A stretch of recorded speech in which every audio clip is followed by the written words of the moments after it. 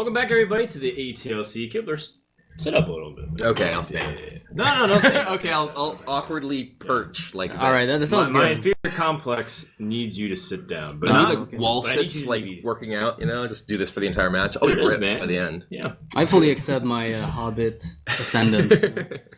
Hey, man, you saved the world. You saved Middle-earth. Isn't your name after Frodo? It is. Yeah, there we go. Wow, See? right. I will carry you I on my remember that. back up Mordor. I'm Yeah, like that sounds Strider over perfect. here, with the Hobbit. You're like Yeah, yeah. Gandalf.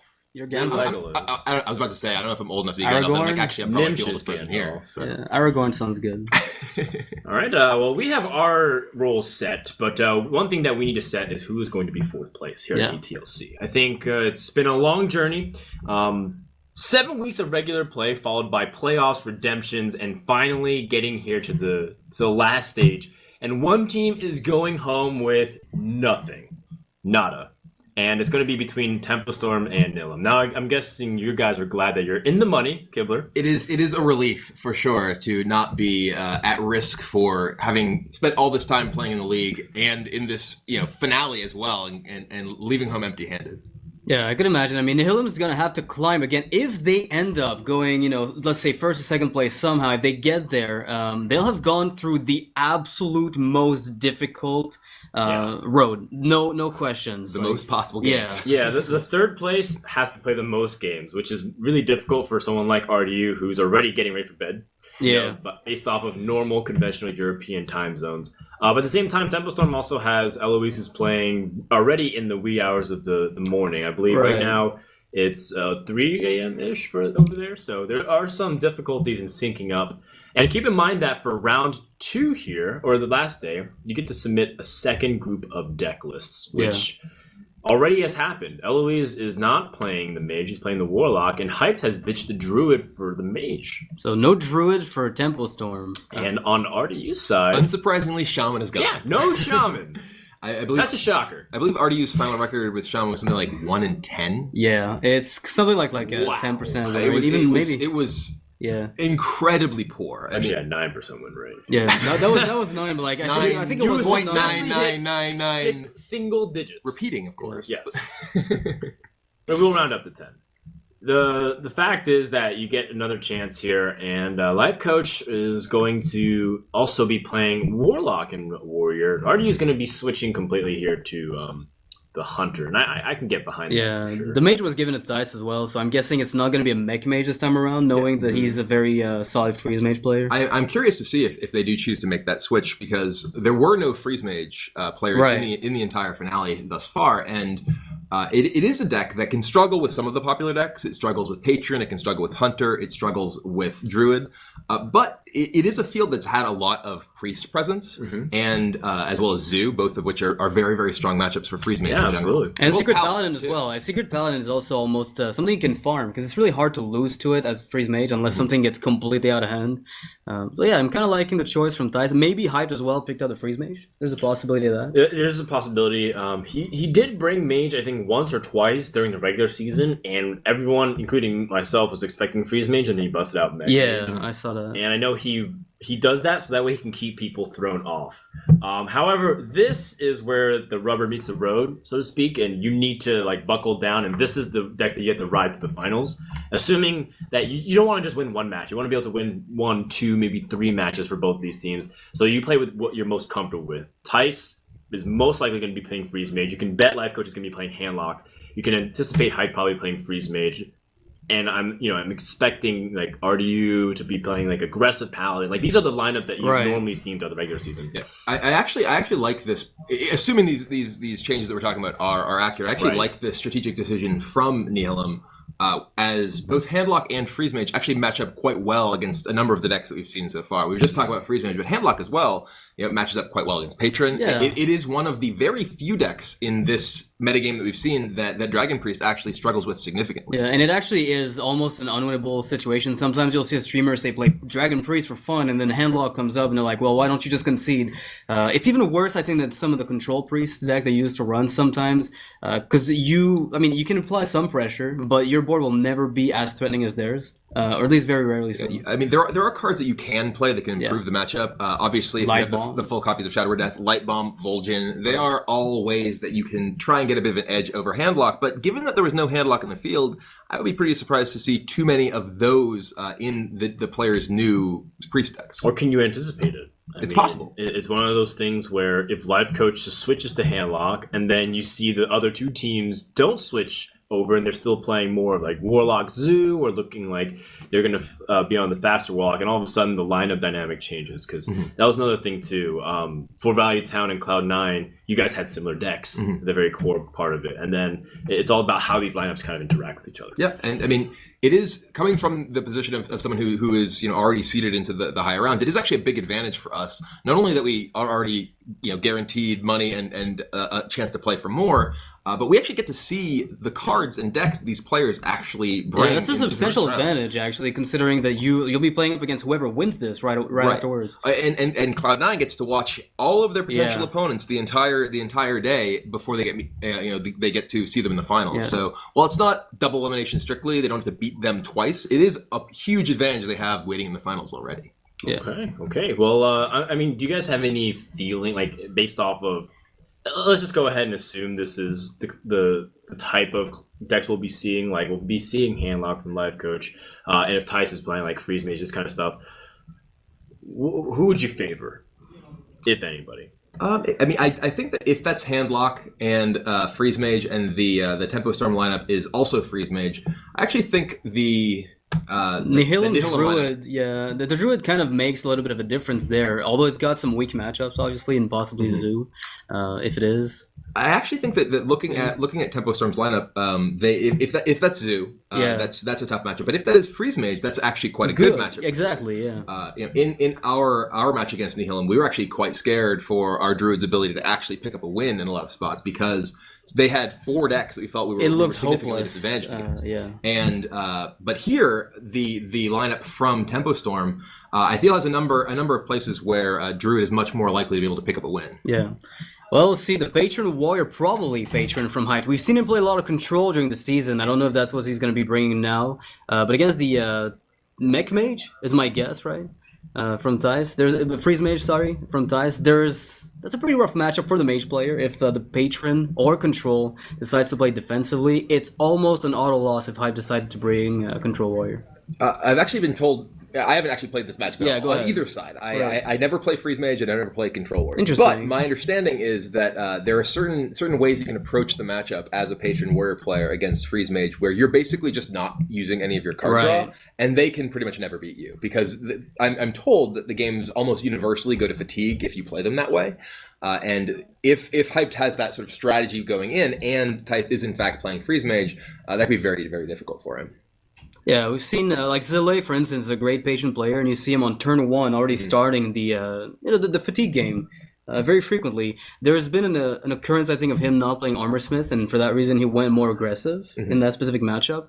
But when you're playing the Armor Smith, there's no reason not to wait for that crazy, I'm going to gain 20 armor right now, and good luck Mage going through this without a crazy Archmage turn. I mean, if your ultimate plan every time is to fatigue them, you can start from turn 1 on. Exactly. So. There's also some interesting tech decisions that some of the Freeze Mage decks can make. I'm told to actually beat this. Dog was telling me that one of his teammates in the NA versus China match actually played a Cold Light Oracle duplicate Freeze Mage deck, because instead of Acolyte of Pain, so because you didn't have Acolyte of Pain, you're not drawing more than your opponent, so you're actually able to fatigue them and equalize. It's just this bizarre sort of weird. Going super, super deep to win like one specific matchup. Yeah, kind of like this. That makes sense, I guess. Yeah. Also, I was told that Duplicate is another tech card that can give you a lot better chance, because you can actually play Antonidas, play Duplicate. Absolutely. And definitely. If you're able to actually duplicate Antonidas, it's like, okay, they're just not able to beat you, and if they don't kill it, then all right, well, you just have Antonidas in play. Yeah, Antonidas is one of those prime targets you can duplicate for that specific matchup, but how much does it harm other matchups as well? Like that's part of the issue. You can. Like every deck that you prepare for the ATLC, that Patron and that kind of deck will come. Can you afford that risk to like make all the other matchups worse just so you can beat it. And we do see Ice Block in Tice's opening hand as we're getting into the game here, and clearly Freeze Mage. So yeah, it's a Frothing Berserker as well for Hype, so definitely a patron deck. It's a little less favored, of course, than Control Warrior, because they're not armoring up as much, they're not putting down as the biggest threats. And Tice, playing the typical Freeze Mage. It's an uphill battle for Tice, but not an unwinnable one. Mm-hmm.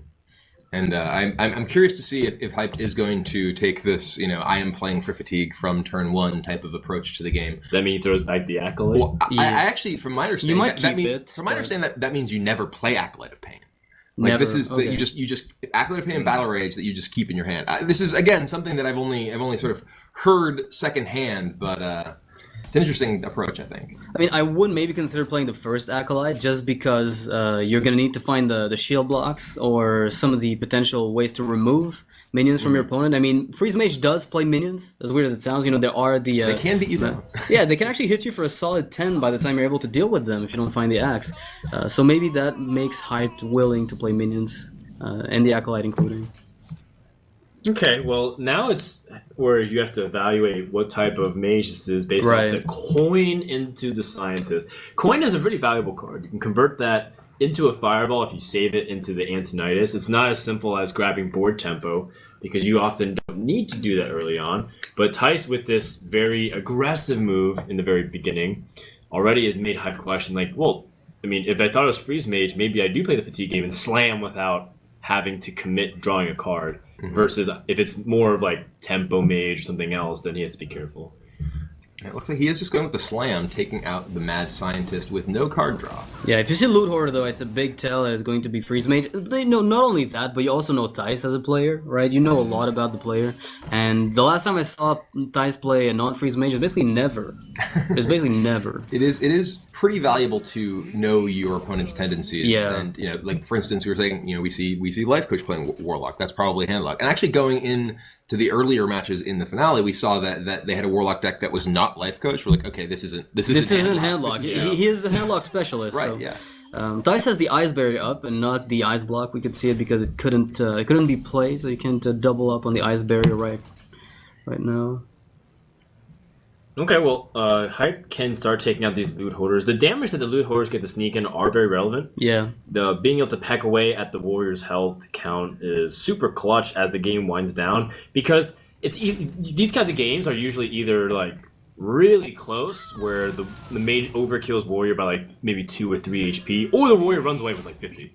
So it's because you always get to that point where maybe you could kill your opponent, but if you can't, then you just get blown out. Yeah, and that's a really great pickup from Dice. I mean, getting the Emperor here, he's going to have to wait maybe to find a more opportune time, but with a Frostbolt and an Ice Lance already in hand, at this point he's basically looking for Archmage and possibly other spells to just get the maximum value he can out of it. I mean, Emperor is one of the cards that gave Freeze Mage the ability to compete with higher totals of armor than previously was possible. There was a point when Freeze Mage decks pretty much had a cap on the amount of damage they could deal because of the mana restrictions surrounding Antonidas. But with Emperor, that sort of all goes out the window.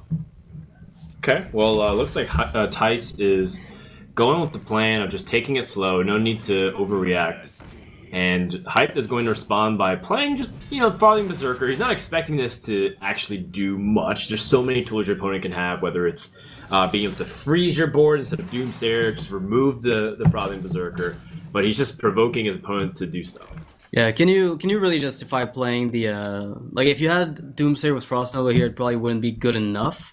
Maybe it would be, depending on whether or not you have the Flame Strike for the inevitable patrons. Right, I think this, how he removes it is not important. Versus he's forcing Tice to do this instead of setting up stuff. Right, instead of like setting up his secrets comfortably, so that way he can drop not Antonidas, the Emperor Thorson, or making sure he has a clean enough board so that way he doesn't have to use removal pieces. Because every Frostbolt that he's directing at the Frothing is not going to his face, and that's less chances to chain things like the Ice Lance. So if Size goes for this line of play, there's a chance that Hype can actually mill him a card, right? Oh no, I was going to say if he pinks his own Acolyte, then that's possible, but in this case, he's just going to get one card out of his own. One thing that I really like that it was very subtle that we didn't really talk much about is that Hype decided to mulligan away his Armor Smith. Yeah. And I think people are always quick to jump on the Armor Smith train of like, I need to get armor as quickly as I can. but they don't realize how powerful double armor smith can be in compared to just one armor smith on its own. Yeah. When you can flood the board with patrons, you can get 2 armor smiths. You want to drop them simultaneously, especially in this matchup where armor makes the difference between winning and losing. Yeah, which Armor Smith is a much more powerful card later in the game in this matchup. Well, like you're saying, the ability to get multiple triggers at once. You know, when you set up your double Armor Smith in Whirlwind and with patrons or whatever else. Whereas just playing it early in the game, it can just die and maybe get caught up in a Frost Nova Doomsayer and not really give you much value when that armor is crucial to victory in this matchup. Yeah, precisely. Now, they've both been drawing a little bit amount, the Loot Hoarders, the Acolytes, and so I would say they're around even in fatigue. Maybe Hype's a little bit ahead because he did draw 2 per Acolyte. by a very small margin, maybe. Yeah, that would be like a very small margin, but the Frauling needs to be answered. You can't really just ignore it and play secrets. 16 to Yeah. It's actually 17 to 16. So thanks to Mad Scientist as well. Oh, you're right, actually you're pulling right. secrets Thinning out the of Tice's deck. He is a little bit farther ahead in terms of the deck count. And this is what Hyped would like to put his opponent into the position. He's like, well, he has a decent amount of cards in his hand. I don't want him to get a comfortable Emperor Thorson. Tice instead opts to draw some cards. Do you Nova ever? Nova gets better as the game goes on too Progresses, because of the Patron Warrior. The Patrons. I mean, there's a Warrior. Yeah, it's always. Because of the Patron. It's always He's a the warrior-looking guy. He gets, Yeah. he wants to brawl. He's Something got a the warrior does. noxious beard. Oh man. Noxious, There he you is. could do a good Magni cosplay. Oh, thank you, friend. Yeah, see? There you go. I could work on that eventually. Now we just need to get you hammers that glow blue. I think Oh, Magni God, actually has please the no. best emotes in the game. He by does. like a lot. Like, Yeah. I actually Yeah, don't there's think it's real close. voice acting. So Yeah, sorry, friend. Like, just that actually makes me tilt. But like sorry, on one way, like on one hand, I feel because it feels like the guy who actually did the emote felt sorry, but he didn't realize that Blizzard doesn't want him to feel sorry. Like he actually wants the players to just impose like misery on the opponent. He looks Well- too sincere. 2 armor smiths. Yeah. But there is a turn of coming up where there's flame strike potential, and you want to be able to put the armor smiths when there's a lot of patron copies and pressure, and you Yeah. can get a couple whirlwinds down, so you don't mind it getting blizzard or flame strike because you just get like 16 armor. So I think Hype's just going to hold on to it, even though this was an opportunity he could hypothetically drop both armor smiths. Yeah, and the Battle Rage as well is a kind of a dead card in this matchup, especially with a hand size like this. Sometimes you'll be able to get it early and maybe, use it as a pseudo Acolyte of Pain. But in this case, it's probably going to overdraw much more than you're comfortable with. Well, Speaking of overdrawing, Tice is a gigantic hand. I believe actually has 10 cards. yes. Do you Emperor this, or do you still have to wait for the inevitable Archmage? Because Archmage makes this hand, it takes it from good to absolutely insane. Well, the problem is that you still have to make sure this file doesn't do too much damage. It's already done 8, I think. Yeah, next turn could be an issue. So you just don't want it to put enormous amount of pressure, because there's 2 things. 1, your opponent might gain too much life. 2, your opponent might get too much damage. So you definitely don't want either to be the case here. The Thanos here is just enough cycle so that way he doesn't overdraw, but at the same time, again, he's looking for better answers, and sometimes Thanos is needed in order to... It was pretty sweet here, though. I mean, killing the Frothing without having to expend the 2 mana lets him set up the Ice Block, kind of on curve, so it does what it has to. Gives you a card draw. Yeah, and Hype's taking this really slow. He's played a lot of Freeze Mage. I was even talking to him before the match, and I was like, well, what if they bring Freeze Mage? And he's just like, no, Freeze Mage still doesn't beat Patron. Like, he knows, he's played a lot of Mage, and so he understands the dynamic. And it's one thing to be very well-versed on the side that you're playing on, but to also have the information as an experienced player from the other perspective. Yeah, there's a lot of value to, even if they're not decks that you plan to bring to tournaments, Right. actually getting practice with popular decks, because understanding not only how your deck works, but what other decks need to do to beat yours from their perspective gives you a bit of an edge. I mean, that was a criticism, even against you, Kibler, because you are good at piling the decks that you play, but how you said yourself, you don't play Freeze Me, you don't play Control Warrior, and those kinds of perspective can be helpful sometimes. I'm loving the Cone Cold here, using it as just 2 damage, basically it's kind of a ping plus 1 spell damage with the Blood Mage. What that does reduces the amount of minions on the board, of course, for the inevitable AoE that your opponent might be trying to set off with Armor Smiths. Yeah, or patrons, or just Yeah, or something. frothings, whatever, right? Like anything goes. Well, shield block is Even something more to do. armor. More something to do. I wonder if Hype's going to just get to a position where he feels like the need to just drop something on the board, even if he doesn't want to. Like, realistically, you don't expect this first Warsong Commander to do much. If his hand gets too full, is there ever a point where you just drop something like It's been the done, Warsong, where you're like, I don't want to overdraw and lose stuff? Still no Archmage inside for Thais though, so that Emperor. I mean, the Emperor's still good, right? You've got the discount on Frostbolts, double Ice Lands, the Novas for 2, and you got a Fireball for 3. I think it's worth picking up because even if the Archmage is maxed as far as cost goes at 7, Right. you're still able to weave in the double Ice Lands, double Frostbolt on that turn and get yourself 4 more Fireballs. This is what he wanted. Yeah. Because now Hyped has something to crash the ghoul into. He can get more armor from this. He can get patrons from this. This is where the armor literally might just get out of control. All right, ping Might, though. I mean, there is a realistic chance that Tice could utilize so many cheap spells to his benefit. I don't know. It looks really rough, right? It looks really rough. If you can just start getting... Because he can Whirlwind twice here and kill Emperor yeah. and put 2 Armor Smiths down. Yeah, that's So- looking disastrous. If he plays, for instance, Armor Smith, Patron, attack ghoul, and attack face, Yeah. you just generate so much armor. Yeah, it's actually better if you attack face first, so that way you get the unstable goal to get you 2 more armor, and then crash, and then Whirlwind again. Sure. And yeah. then you can even execute, so that way you can You kill keep the everything. Emperor, yeah. Maximize your armor. That's like the key to this matchup. You're gonna have more armor than health. Yeah, I think Hype is pretty like at this point. Thais must know that there's almost no chance to actually go through everything. Once you see the Patron fall down with the double Armor Smith and the Whirlwind, there's Oh, he's almost going no way. super all in on the armor smith. Wow. Just get a lot of armor. I mean, who needs Execute, right? You can just attack the Emperor afterwards with his Death Spite. You don't really need it at this stage. Yeah, he can keep his death spite too. He Yeah. doesn't have to attack with it. It'd be scary though not to, I guess, considering what Mage can do with a double Emperor trigger. Also reasonable. This is sequence. a lot of armor. A lot. I think this is also wise from Hype to keep both executes, understanding that there are other 2 big targets that you want to take care of: the Alexstrasza as well as the Antonitis. And if you can't deal with either, they can make up a lot of damage. I Yeah. don't know if they can do that much damage though. Yeah, There's look a at lot of that. Look at armor. that. Look at that armor. And it's only going to get worse because you have to kill this board. So the only way you do Yeah. this without dealing damage to it and feeding even more armor is the 72. Doomsayer. 72? Yeah, He's casually. currently at 72. That's it. We might hit a record, and I've never seen more than I think 80 in competitive play. That's gonna be a really powerful shield slam to the face on a Wrath card. Oh god, Shield Slam please face no. is big. Yeah. It happened I before. mean, Tice is at 36, and Shield Slam face still kills him. it is. Too bad he doesn't run that in his deck. Unfortunate. Can't even execute the face either because there's too much life and armor. Yeah, he's not even damaged. No, you can't even execute the face.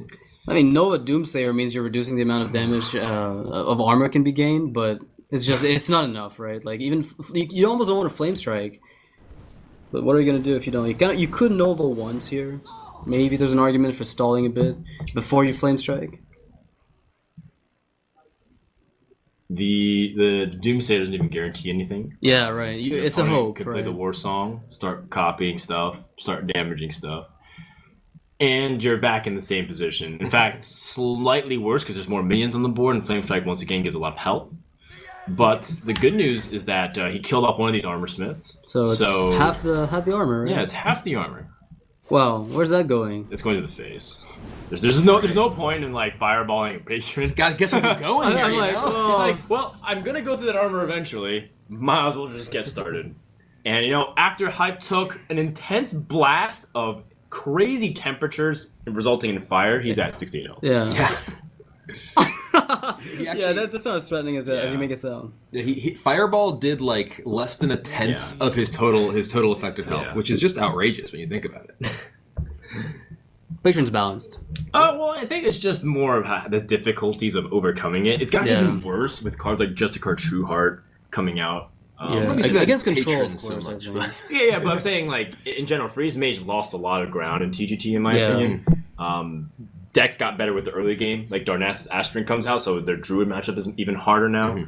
And then of course just True. I mean, I even think that Priest, which is a Dragon Priest. Yeah, I think It used to be like it used to be basically unlosable for free Right. in a lot of cases because they're playing against decks that really aren't doing anything proactive. But if you're playing a Dragon Priest deck that has Loatheb in it, you can actually generate a pretty big board, Loatheb them, and actually put them in a really tough spot. All right, Tyus gets rid of the boards. He's pretty happy this Doomsayer went off because there's no more armor gain on Hype side right now. Besides the armor up, of course. You know, I think Hype still feels comfortable at 70. Yeah. For Tice to generate 70 points of damage, he needed Alexstrasza to come out now. He needed Antonidas to come out also very quickly. And in order to do that, he needed to generate fireballs, and his opponent had to not have removal for his minions. So it's a bunch of conditions which unfortunately do not get met. He might just try to draw into his win conditions. You know, he's been wanting to get those. He got a really good Emperor if you think about everything. Step 1. Yeah, 2 Ice Lances and a Frostbolt. That's a decent amount of damage. This Doomsayer is pretty interesting because it doesn't actually do anything against Hype's board because Hype has no board, but he's setting up the ability to actually potentially play that Archmage on an empty board rather than actually allow Hype to potentially have anything in play to threaten it. Mm-hmm. Yeah. Do you think we'll see a Frost Nova just because? Ever? Because like he could just get an extra fireball from doing so because he expects to lose the Archmage, right? After it comes down on the board. Yeah, it's a legitimate opportunity too. Hype's thinking if he just plays Patron with the Warsong Commander, that gives him the ability to kill this Doomsayer, and he can intimidate the board a little bit. One thing that I am curious about too is Hype didn't set up a weapon last turn. He just decided to pass, and he could have had the Deathbite in play. That was curious to me. I wonder what his motivation was. Not giving away the fact that he has it. Maybe lets his opponent play into it. If that does anything, because I mean, is there another line of play that? And this is another interesting point. Just now, he actually clears the Acolyte with Deathbite, despite the Doomsayer, simply because he wants Tice to draw another card. Yeah. His plan is very, very clearly to win via fatigue from this point. It's very smart. But that's gonna freeze up the Archmage. It's gonna force Hyped in a bit of a weird spot. I mean, there's a lot of fireballs in the hand right now. It doesn't mean it's gonna enough to kill the opponent, but. I mean, it does 11 damage. A lot of work to do. Yeah, a lot of work going there. It does a lot of damage, and he got 18 more. But even if he Alexstrazzas and does all 18 damage or 24 damage, Hype still would have 15 plus 8. So you'd be at 23 health. Even after all of the Alexstrasza plus the burn he just acquired. So and Hype is gaining back life every single turn by just armoring up. I mean, the saving grace might be something like a Malygos if Alexstrasza and Archmage get killed by the execute plays, but... Well, it's too late, even for Malygos to have an impact because Emperor Thorson was played. The idea of using Malygos is to capitalize on things like Frostbolt and Ice Lance being 1-0 mana, and then you can do 25 damage. Yeah. And what I like is that Hype's plays very clean, always being able to weave in an armor up. If he got a little overly ambitious, he would have not been able to armor up, and you need to gain back some of that fireball damage. Every 3 turns, you make up one of those fireballs. I mean, he's only at 62 now, so it's the danger zone. It's like 11 fireballs needed. Critical level was code red. He's below 60. He's 50 now. Nope, 49. 49. Okay, now we start getting worried. 49. I mean, this is exactly what it must feel like to be extremely wealthy and worried about taxes. It's like, oh god, I only have 49 HP. What? It's like, well, calm down. You're still on a very big lead. Ooh, I'm almost out of cards. His second to last card. It's Alexstrasza. Yes. Yeah, and the Shield Slam might with the added Shield Slam here. There's no way that Hype's not able to remove everything. Like, it's a really lopsided matchup going into it. We kind of foresaw something akin to this. The only way that Thais would have taken this easily is if the Armor Smiths were the bottom 2. There had never been a single turn where Hype was able to stack up the armor that he did. Well, I think the problem is that if you Alexstrasza, then you leave Emperor Thorson up, and then you let your opponent get away with having really cheap cards, but at the same time, Hyped has... I don't think that's your problem. Yeah, your problem is more... You see that 23 number over there, over the armor plate? That kind of looks like a problem. Yeah, maybe a bit bigger, even. I think if each of your opponent's cards costs 10, you might struggle to win this game. From Tice's position. Okay, that's probably true. I mean,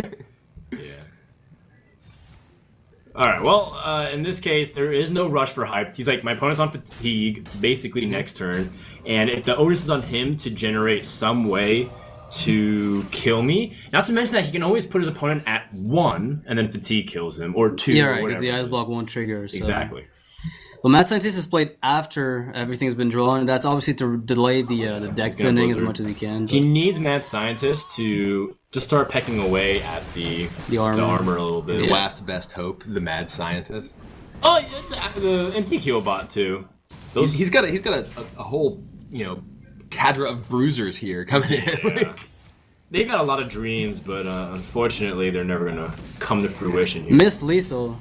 I believe their dreams will just be dreams. At least for today, Tice. I mean, I don't even blame him if he concedes here because he doesn't even have enough damage to win the game. Alex Straza needs to survive, and that already that it won't even be the case at all because your opponent has a second execute. Tice is very stubborn. I would have been out of this game like 5 turns ago. Conceded? Yeah, maybe not I don't know, maybe not 5 turns, but at least 2 turns. Well, I mean, you do have this small chance that your opponent executes this instead of Alex Straza and then just gets carried away, but you just know that your opponent has way too much. I mean, this realistically also could be a 30 damage kill. Yeah, and then 29. Your opponent takes 2 fatigue damage in a way. Like, you just put him down to 1 or 2 HP. Yeah, and that's it. I think that's what he's gonna do. I think he could do it last turn. I'm not too sure because that extra double whirlwind from the Death by the Whirlwind could have also worked, I think. But yeah, it's looking grim. Okay, and this second whirlwind should push the Frothing Berserker to 10, hit, 3 HP. You put him at 3 HP? Is that the case? If you whirlwind again. I guess you could whirlwind one more time. Yeah. Yeah, you can. And then that's going to put the patron up to 17. You could actually, the Frothing can go up to 17 attack now, and then you pass. Right. That's pretty much it then. Looks like a game plan. There we go. Unless he pops the block, which would be kind of amusing. Ooh. Uh-oh. Wait, what? What? He just... What? Okay, that is actually not lethal this turn now, but... Well, it doesn't matter. It doesn't, I mean... It really doesn't matter. It doesn't This is actually matter, extended BM. There's a lot if of he BM. actually attacked with the Berserker first. Yeah. I mean, Flame Strike, and then you Ice Block Okay, again, so- and then you Alex Straza yourself. I think what happened was Hype was running out of time break based on the rope, and he was just waiting to see the number, but he just didn't have enough time That's to do fair. so.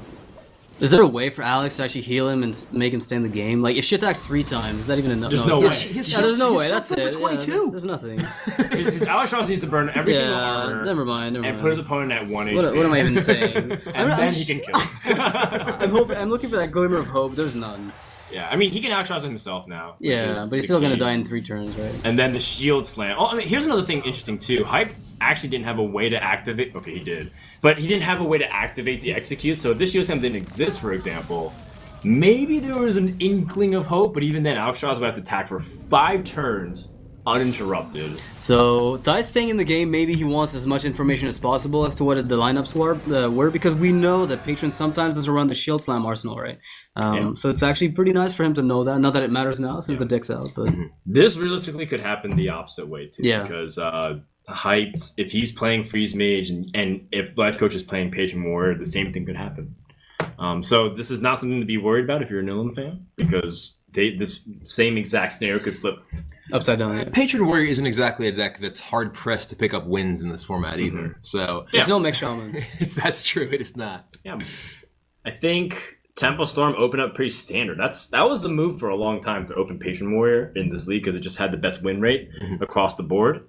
And then some people started trying to capitalize on that. Like they would throw in the Mech Shaman, right? Like very beginning, try to catch the Patron off guard, ambush them, get the free win. In this case, I really wonder what they were anticipating, sending the Freeze Mage first, yeah. They're clearly trying to catch something. Everything else, I think. Because Freeze Mage is also one of the most lopsided matchups sometimes. Yeah, Freeze Mage is a deck that has very, very polarized matchups. You have very good matchups and very bad matchups, like we were talking about before with Patron. And I do think that Freeze Mage is actually probably a deck that has a very high win rate against most of Tempo Storm's lineup. Right, if we are exactly. assuming that this is Zoo and the Secret Paladin deck. You have three strong matchups, and it's also possible that you want to ensure that your Freeze Mage can run into one of those, because if it does end up sort of in your late stages of your lineup, and all that's left is Patron Warrior and The other freeze mage, let's say. Yeah, I mean, like you really need to try to get those decks into a spot where they can find a win. I agree. Makes sense, I think. I don't know if Tice is going to be coming out again with a freeze mage. There's a chance he does, because again, we're in the same scenario where they're trying to isolate that one good matchup, and the earlier you get it, the better off you'll be. And I think that might be where Tempo Storm goes for the cut here. So I think if they're expecting Tice to not be afraid, but they still want to pick a deck that's like pretty decent across the board, I think it'd be like Gar's Hunter here. Yeah, I would agree with Because that. then you can still grab a win, and if Tice for some reason chooses to play Druid and gets benched, then you can get away with everything Freeze Mage was good against. So you can play the Secret Paladin and the Warlock and just keep winning, and all of a sudden, because of that bench rule, it's a really one-sided opening for Tempo Storm. And we're thinking very far ahead. It's still 1-0. It's very simple as sending Life Coach's Patron out, and then him getting a win, and then Tempo Storm is on the same exact footing.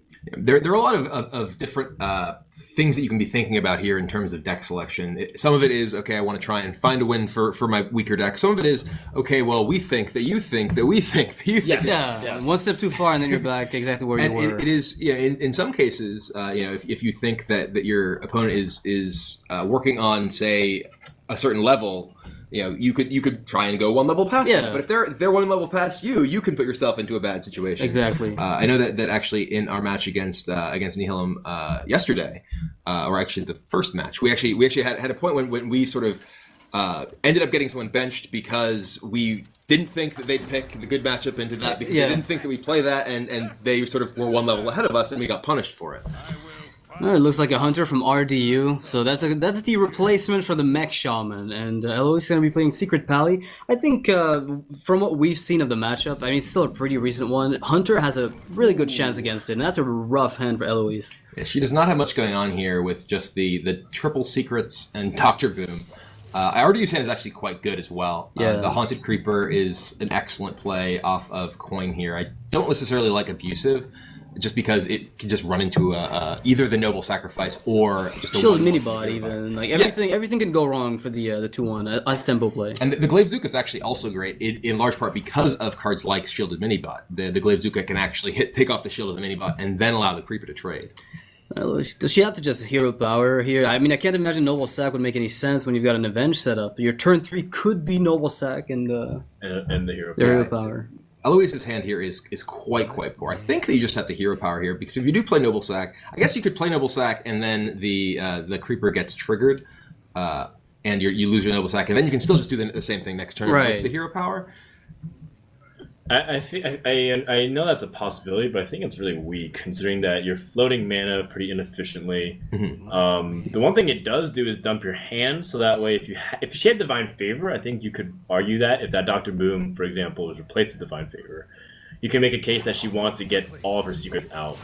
And I like this play of just using the hero power, just sacrificing your noble sacrifice against a deck like Hunter, where you may run into things like Archangel that it can protect you from in the later turns of the game. I think is important. Yeah, RD's worried about nothing here. I mean, competitive spirit, you just defuse. If it was Noble Sack, you pop the Spider. If it's Avenge, it does nothing. There's a lot of secrets that could happen here, but none of them is particularly problematic. And this is the danger of the Secret Paladin deck, is sometimes you just draw all your secrets and they're bad cards. These are they're all okay individually, but when you draw a handful of one-cost spells, it's going to be difficult for them to be that good. And the Juggler gets picked up. Speaking of that good. Yeah, speaking of being good, Juggler looks like a pretty sweet play. Although you might have to trigger the trap first, see what it is. If it is Noble Sack and you get a trap, then that's pretty sweet. Mm-hmm.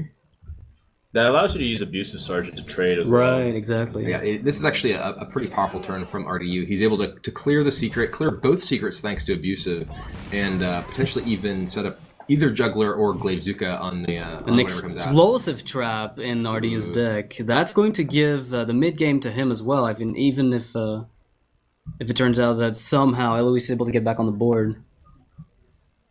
I wonder what if he's going to play this Juggler here, or I think he must be potentially scared of Consecration, doesn't want to commit too much to the board. Right, I agree with that. I think it's probably a decent argument. And he might instead just hero power Glaive Zuka instead.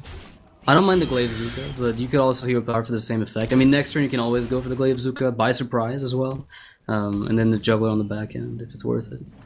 And then Eloise picks up a Haunted Creeper, which she really would have liked to see a few turns ago. Yeah, the Haunted Creeper on turn 2 would have been much better, so that way Avenge could have better chances for it to land on a lot of smaller minions for better trading. But Yeah. as a result, I mean, the Haunted Creeper is at least something to play. I don't know if setting up a secret is very strong either because of how many 1/1s there are. So Noble Sacrifice and Competitive Spirit don't do much. You can almost argue that the 1/1 token does just as much as Noble Sacrifice, and you get to keep it, but Dumping your hand, right? The same argument you are again. dumping your hand by doing so.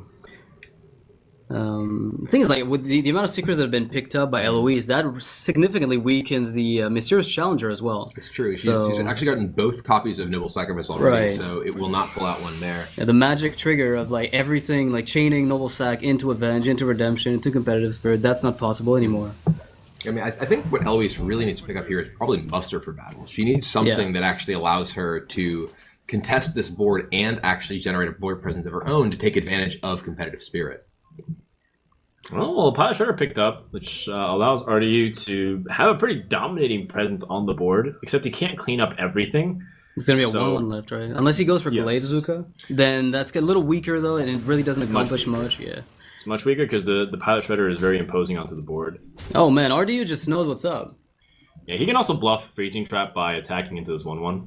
Makes sense. Eloise will still have no choice but to trigger it and replay the Creeper if there is a Freezing Trap. Ooh. Interesting. There is a challenger, at least for Eloise. We were talking about how it's not nearly as powerful as it would be if she hadn't already picked up a lot of her secrets, but... And she can play one secret on top of that as well. Mm-hmm. You almost can't play Kings to trade into the Shredder, even though you'd love to, because you expect Freezing Trap. So that's well, now she knows. Now she knows that it's not Freezing Trap. Or Snake. So she basically knows that's explosive or bear, so probably explosive. Or Misdirection. It's explosive for bear. Oh yeah, that's a dream for them. Yeah. No beast to enable kill command, but there's a quick shot. You could always use quick shot Glaive Zuka. You face tank 5, but I think it's maybe reasonable. Noble Sacrifice eats the 1/1. Yeah, eats the 1/1. I guess because she doesn't want the 5/5 to die. Yeah, well, that Freezing Trap is also putting a dent in Eloise's plan. Right, but because the secret has been discovered, Freezing Trap's impact is a lot weaker. Not to mention, now that the 1/1's been saved, the Freezing Trap gets much weaker as well. So you would maybe just go for Glaive Zuka and kill command or quick shot? That's a good question, right? I mean, sure, kill command can actually deal as much damage now and be more expensive, but it's also more mana efficient, and you don't have a beast at the moment. Right. Well, it's part of you may actually be going just for a trade with Shredder. Raid with the Shredder. I think maybe he just hits face because there's a chance you just trade and then pop the 1/1 with whatever comes out. Yeah, now that he played. Oh, that's a scary pickup. This is actually, possibly the best Whirling Mathematic that RDU's had all week. It's still better than Mix Shaman. They actually get to connect. Oh god. He played it well this time. It's true. Both Noble Sacrifices have been used, but even then he had the weapon to do so. No more Noble Sacrifices, you know that, so you're just Freezing Trap and ignore the board? That sounds like a reasonable plan to me. Freezing Trap's just been very powerful against some of these paladins, which is relying on buffs. And this could even buff the Whirling Mathematic. Well, speaking of that, I think this the power of the Hunter deck, Freezing Trap against the Hunters is compounded by the fact that they actually are good at denying the early game. So there's never going to be a 1/1 left around very often to tank the Freezing Trap. And now, this Freezing Trap here is pretty much game over. Yeah. With the even without the Freezing Trap. Oh, it's a really bad spot either way. Even without the Freezing Trap, it was very impossible. It was almost impossible because there's too much damage and burn in the hand, and Eloise just can't race RDU fast enough. And I think a lot could have done with the early game hand from Eloise, but also, I mean, RDU also had a decent curve. It just shows the power of Hunter. If you can just maintain that curve, you're in a good spot. Yeah. So if you Doctor Boom and you attack into a minion and there is a snake trap somehow, then you could have the juggles kill the boom bots and kill 2 minions, but I don't know if that really helps at all. Oh, it does help. It looks like it helps. The best chance. Yeah, that may be the best play, but it's still horrible. She would still die just to burn from the hand, right? But it's a shot. Yeah, Hunter's got a lot more shots though. And I think with this Freezing Trap being revealed, it's like good information for for her to be able to see, like, okay, like, I just want to know the secret of the traps and whatnot. But in this case, it doesn't really truly matter because RDU has secured the victory. And look at that. He chose to place Hunter so that Shaman wins his first game. Oh, wow. Yeah. Unexpected, right? I mean, Thrall is also an orc, but he does not smork nearly as well as Rexar. Not in this game, at least. Yeah. Sometimes he does, but like you don't want Lava Burst early. It's true. Yeah, maybe in Heroes of the Storm. I don't know. He's actually really brutal in Heroes. They actually just added Rexar. I know. That's what I haven't actually played him. Yeah. So. I believe that he has an ability that always summons Huffer. Huffer, yeah, he does. I mean, when it summons Huffer, it just kills the entire enemy team. Yeah. Something like that. It goes straight to the base and it breaks the core. Yeah, straight up. Yeah. If you're past 20 minutes, you win. I hear that Rexar in Heroes of the Storm compared to Hearthstone actually has sort of a personality complex, though. He says in Hearthstone he says I hunt alone, and in Heroes of the Storm he actually says I never hunt alone. I have companions and I just love my pets, right? Because he doesn't hunt alone. Pick one. What do you do? He actually not only says I never hunt alone, but he actually acknowledges the fact that people do say. He says, "It is said that I hunt alone, but I never hunt alone." Yeah. Like, well, which is true. it? Is base the place or not? It's Schrodinger's Rexar. All right. Well, 1-1 right now for Templestone Nihilum.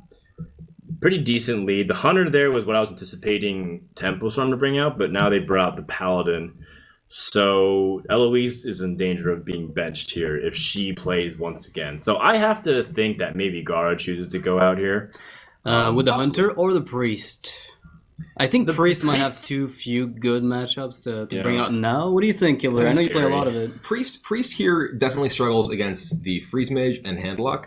It's, I think, actually much closer against Patron than a lot of people seem to think. I mean, we actually saw Priest win every game against Patron so far in this tournament. Yeah. And I actually think it's also stronger against Druid than it used to be, thanks to the fact that Dragon Priest is actually a proactive deck that plays a lot of big bodies, which incidentally is actually what Druid traditionally struggles with. The games that Priest would win against Druid in old versions were always the injured Blade Master into Circle of Healing draws, and more of the Priest draws in Dragon Priest really just look like it. They're similar. Yeah, they're kind of like that. And Valence Chosen also helps. Yeah, Wormrest Agent to Valence Chosen, that's better than Injured Blade Master. It's huge. It's so. I think that the Priest has basically a couple of reasonable matchups and one bad one, and this is two bad ones, and this is one of them. This is a horrible matchup for Gara, but there's a chance that the Priest can zoo down the mage. It happens sometimes. You just get a perfect curve with an Azure Drake on the back end. You just start with a Whelp into the Wormrest Agent, and you get away with it. It's a very tough matchup to win. The Priest deck is really all about generating a powerful board state, and with specifically the Frost Nova Doomsayer. That is where the Freeze Mage is able to take out even the really high health minions that might be able to live through Flame Strike or Blizzard. One of the things that the Priest deck can do to have a better chance at this matchup is play with Shadow Word Pain, because the ability to actually remove Doomsayer from the board is a very big deal. Yeah, we've seen a lot of Shadow Word Pains actually, since a lot of people run at least one Shrinkmeister, sometimes two. Works with Cabal, works with the Shadow Word Pain, so I wouldn't be surprised if Gar played it. Yeah, I believe we actually saw Smite out of Gara's deck earlier in the weekend. It's possible that he's changed his lineup, though. I know that he felt quite confident in his deck choices from the conversations we had this weekend. We actually played the same lineup. We played Dragon Priest and Hunter, so we're both like, man, great decks. But for Holy Smite to work in Dragon Priest, doesn't the early game already accomplish that in a way, and you don't need to double dip in the... Holy Smite does a couple of things. You actually have both Azure Drake and Valence Chosen that give you spell damage, so you can actually get better value out of Holy Smite than you would Fronan's like... I was getting ready for my casting position. Oh yeah, casting is good. So anyway... We're resident sleeping for real. You guys you have nothing on us. You don't know anything about resident sleeping. But yeah, so Holy Smite also works quite well with Vol'jin, which is one of the best ways for Priest to deal with sometimes something like a Doomsayer. Holy Smite Vol'jin can actually deal with Doomsayer at least slightly off curve, as well as Ysera, which is a very powerful card in the mirror match. Yeah, the only way you really have to deal with it is like Shrinkmeister, Cabal, and Vol'jin. Holy Smite would actually give you an extra out. So you know what? That makes a lot of sense. Do you play Holy Smite in your Dragon Priest? At least the one that we saw earlier. I was not playing it before. No. Okay. I did have Shadow Word Pain. Yeah, that's what I remember. I remember Shadow Word Pain quite vividly. It actually did a lot of work in two of the games that we saw you play. Could you actually tell me 30 cards for 30 cards what's in your Priest list deck right now? That I played before? Yeah, just like right now. That I'm now playing? No, Yeah. I won't tell you. Oh, Would you be able to, right? damn. Okay, well, I believe. Oh! you caught me. So this is actually an unusual decision on Gara's part to include the Confessor Paltress. He has a very late game focused Dragon Priest deck, which maybe that's a nod toward how strong he actually feels the Priest deck is, because having more late game focused cards is more likely to actually help win those matchups. But here, this is not what he's looking for. Gara in this matchup really wants to have Worm Rest Agent into Dark Cultist into Blight Guardian, and just keep going from there with the perfect curve. But it's actually possible that Dice's Mad Scientists are going to be able to pack in quite a punch before they're dealt with, based on the hand that Gara has. Yeah, I mean, Mad Scientist is actually a card that is pretty important for Mage decks to get down in the early game against Priest because of Cabal Shadow Priest. It's one of the only cards that in many Mage decks, or at least in Mage deck like this, that are particularly vulnerable to Cabal Shadow Priest. You could always take a Doomsayer, but that never works out well. Yeah, the Doomsayer is just so that you can stall for one more turn, but I've seen Kalenta do it one time, and even then it was like a very risky play. I mean, and this does give Gara the ability to at least draw one card off of his It could be the Holy Smite, right, that we're talking about. He could pick up a Holy Smite. Yeah, but he has Vol'jin now, so that's an important keep for him to use against big minions if he doesn't have Shadow Word Deaths. Right now, Gara just doesn't have a hand that does anything is the problem, though. I mean, he needs to actually just be trying to find stuff. He would much prefer to actually just get a couple card draws off of the Northshire Cleric so he can dig into minions he can actually play. Because right now, he just has a very reactive hand, and that's really not what you want in this matchup. Yeah, Dice is also thinning the deck. He's already got 2 secrets in hand, which is maybe a little unfortunate because that's maybe not what you want to pick up this early. But Pretty bad. All right, well, this is a bad matchup to start, and Gara's draw has been horrific. I mean, Gara told me that he thinks Dragon Priest is the best deck in the game. I actually think that in this particular 6-deck metagame, like the way that it breaks down, I actually do think Dragon Priest is the strongest deck. So we know your lineup. You have like 6 Dragon Priests. Yeah, I mean, if I could, I would. Yeah, I'm sure you would. I don't know about your teammates though, but yeah, definitely. I'm happy to see the priest actually back on the map as opposed to just being completely. There it is. Okay, I figured it out. Confessor Paltress will summon Ragnaros. Ooh, that would be a crazy swing. How you win? Yeah, that's your plan. All right, I like it. What about Trogzor? Ragnaros is I actually. think Ragnaros is probably better. It's than like Trogzor. probably better. Oh, just come because on, Trogzor's cool, Trogzor is cool. That's true. especially against Freeze Mage. It's pretty cool. I think Confessor Paltress might realistically be his win condition. Yeah, I mean, I actually think that, particularly given the way that this game has progressed, the way that he can potentially win this game is, in fact, Confessor Paltress. Right, and it's not even just Ragnaros. There's like different things that could threaten it as well, like just big minions that you have to constantly freeze, and if your opponent can't remove it, like, even if it's like Baron Geddon, he just Vol'jins that. Yeah. Like the Doomsayer, and then the Doomsayer just gets killed by Baron Geddon. So 3 secrets are in Dice's hand. We have to maybe highlight this a bit. Not that they're absolutely bad, but if they don't get triggered, that clogs up the hand quite substantially. I think he's anticipating if it's worth playing the Doomsayer. He says, Gar's been having very awkward turns. He must have really expensive minions. And if I can get ahead of it, maybe he has a Cabal Shadow Priest. That's risky. Doomsayer actually prevents Gara from playing Cabal Shadow Priest this As turn. a Yeti, right? Yeah. Oh. Hey, there it is! Speaking of the devil, so if he had Holy Smite here, he would actually be okay. Because he could use Vol'jin with Holy Smite to get rid of it. And because you have 2 deaths, you can deal with Alex. You can deal with Archmage. Maybe not the Emperor, but... It's interesting. I mean, what Cabal Shadow Priest effectively does by stealing Doomsayer is it gives your minions on board one more turn, right? So, like, for example, if you have Emperor Thorson, and you felt like you needed one more turn of Thorson, you can steal the Doomsayer. But it doesn't actually... Would it, really? Because it would trigger at the start of your next turn. Yeah. So it wouldn't trigger on the mage's turn, it trigger on your turn, so you get one more turn. Okay, well, at the end of his turn, nothing Or, like, happens. I don't know, there's different, like... Yeah, okay. I'm not sure what's happening. I guess I'm talking about, like, that's the kind of... Sure. Yeah. I mean, one thing it actually would do here, potentially, is prevent Tice from playing his own Emperor Thorson and getting more than one trigger. He could actually... That's the reason He could why actually you would potentially play his Cabal Shadow Priest here, take the Doomsayer. Tice is going into turn 6, so it does prevent Tice from perhaps making what would be a very efficient play with Thorson. Yeah, that's a much better statement than what I said. I'm sure that's what you meant, though. And this is actually the play that Gara makes. Well, actually, I meant that whatever you have on board. Tice is very confused by this. He's like, why would you do that? And Agar's like, I'm on another level, man. It's particularly amusing because Tice immediately drew Acolyte of Pain, which is actually a fantastic target. Yeah, so this stalls out Tice's turn. Yeah, a lot. And it actually gives Gar the opportunity to be a little proactive with the, God forbid, Twilight Whelp. Crazy play there. Get in there. Yeah. Oh, he had the really Holy big Smite. combo, too. Crazy there for Gar. He's got all the removal in the world. That's out of Fireball range. I You have to like ping. this. Yeah, I like this Valence Chosen immediately. Getting your minions big enough to be able to survive the direct damage spells, AoE effects from Freeze Mage is pretty important. You're not going to get Valence value by like surprising them and killing a minion. It's just not the dynamic. Surprising a Freeze Mage. That's a fun one. Gotcha. Yeah, surprising a Freeze Mage. It's like, oh, I play a minion. What do you do? And this is actually slightly awkward for Gara here because he did just use his Cabal Shadow Priest for the kind of tricky try and stop your Emperor turn play. Yeah. And now he is facing down this Acolyte of Pain, which we would really love to see. Hey, you could heal it. Holy Smite. No, you can't. You have to Light Bomb now. And then you attack the Acolyte and he mills a card. You don't have to do that. Okay. I Nor should you. thought you had to. Million card is And actually, casting very Light Bomb overrated. does 2 damage because he has Valence Chosen. Oh, you're right. So you'd have to heal it first. It's true. Yeah. Which I'm horrible. doesn't feel worth it at that stage. Oh, come on, man.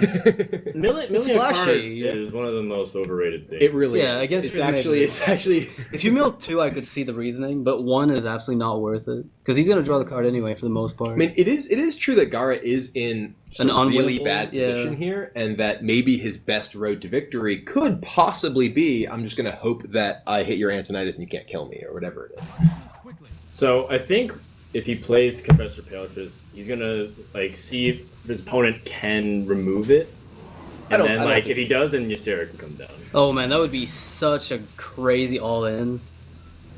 But the thing is, passing with 6 mana onto your opponent is just really ambitious. I would have played Vol'jin over this. That was ambitious. Yeah, it's actually going to work out in this case, because... Pretty sad, because I think Confessor Paletrus could have had awesome potential. Now, Confessor Paletrus might summon Nat Piggle, and we would have actually done Or Lord Walker Cho. And that would have been amazing. but Lord Walker Cho is somewhat okay for Freeze Mage. Yeah, because you it's clog like, their hand and they can never... They usually can't really benefit. Like, you give them Blizzard, it's like, oh, you're not Blizzarding anything on my board, it's fine. Use Frost Nova, it's like, okay, those things don't really matter as much. What really does matter is, like, cards like Ice Block. That would be the big Lord Walker Cho moment. Yeah, you give it to the priest. There will be a Nova. Is he just going to let that? Labor Ice Lance it. Oh, he goes for I'm the gonna use the Ice Frost Lance. Nova instead. Alright. Now you can't play Sarah. Unless you go Vol'jin Holy Smite, which he might actually consider.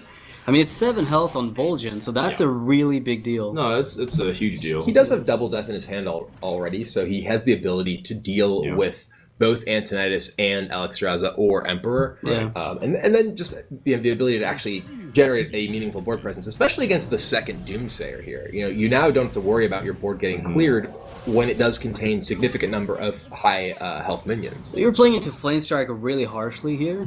Healing the Whelp might have been potentially a bit more safe against Flamestrike. Tice just allowed Confessor Peltris to stay up. Like, if he had Flamestrike, he would have cast Flamestrike last turn. If you was it good enough? It would have killed. Yeah, It would have killed Confessor Peltris. Confessor Paletrus and the. And he would have been able to save Frostnova and Doomsayer. So I think that you are in a position where you don't expect Tice to have Flamestrike unless he just drew it this turn. That makes sense. Does Tice have enough to just Alexstrasza offensively at all? With the 2 Ice Block, with the Ice Block and the Ice Bear on the back end, maybe. I mean, he's going to put his opponent in a really weird spot. I mean, The thing is, you might just get beat down past this point, because that's a lot of damage on the priest side, even though it doesn't really kill you. It might be enough to be. I think the thing is that there's not a lot of threat coming out on the other side when you have that much health. But the problem is, I don't think you have the guaranteed follow-up of damage, so I don't feel as comfortable. Yeah, if you had like a few fireballs from Archmage prior to that, maybe you'd consider it. And usually that's the way it goes, right? Sure. I like Ysera. She's actually really dangerous for Tice. This feels Or like do an you- opportunity I feel like to Nova. play Ysera. I like Nova here. I think Yeah. it manages to preserve the health of all your minions. You can get multiple minions out of range of at least Flamestrike by itself. You deal 3, so nothing to hate there. I guess if you Nova, you can Nova and heal your Whelp, and none of your minions are vulnerable to Flame Strike. Other than your 2 big minions. The Blackwing Technician is mostly just kind of a sidekick that doesn't do anything. Like, you don't expect it to do anything this game. Because if Flame Strike hits, right, it just gets pinged. So yeah, she's got her work to do. Leave her alone. We gotta deal with keeping the other ones alive. Right, so at the same time, I can understand that Ysera can never be played if the next turn is Alexstrasza. That's true. You absolutely. And this is. I could see the Alexstrasza might just come down here because of the second fireball pickup. Yeah, a lot of damage real fast. Yeah. That's almost going to be impossible to come back from. Actually, double Nova is one of the ways you can stay out of reach, because the single bit of healing you're getting from your heal power is often not enough. But that's actually. There's a possibility, right? He's gonna be. I think you need to. You want to Nova heal this turn, right? No choice. Because you need to get as much value out of your hero power as you can. Yeah. Unfortunately for Gara, Holy Nova doesn't actually, or spell power doesn't actually affect the healing of spells. It only affects the damage portion. So while Holy Nova will deal 3 damage, it will only heal Gara for 2, despite the Valence chosen. Well, Nova heal looks like the only play anyway.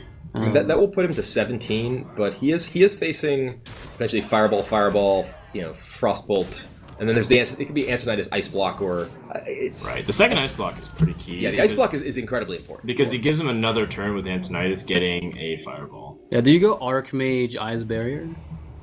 Or do you just unleash the Fireballs and play the Ice Barrier later? Oh. Ooh, another Frostbolt. But there's no cost reduction and no Ice Lances. So Tice can actually only play a single card if he does play Archmage Antonidas. So he could actually win by just going Fireball, Frostbolt, Hero Power on the following turn, but that assumes that the Gara has no more healing left. And that lets Gara take the initiative on popping the block, and if he's got another Nova, then maybe you die. It's probably better to actually Fireball twice and ping the face. So then that way go you for can the use the 2 Frostbolts next turn and ping. He's going for it. Gara knows that there's no way he lives. The only exception is if you anticipate you need Antonidas next turn.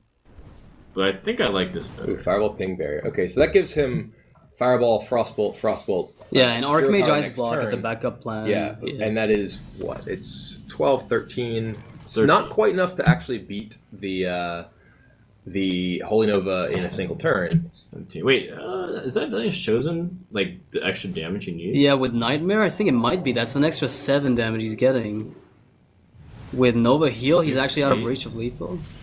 14, 24. He's too off. Actually, Nova pops it. No, it's popped. Yeah, it's popped. And now Thais is gonna have to. That's a to. really big deal. Yeah, he's gonna have to Ice Block again. But Archmage Ice Block just kind of. Yeah, but that means he's not doing damage.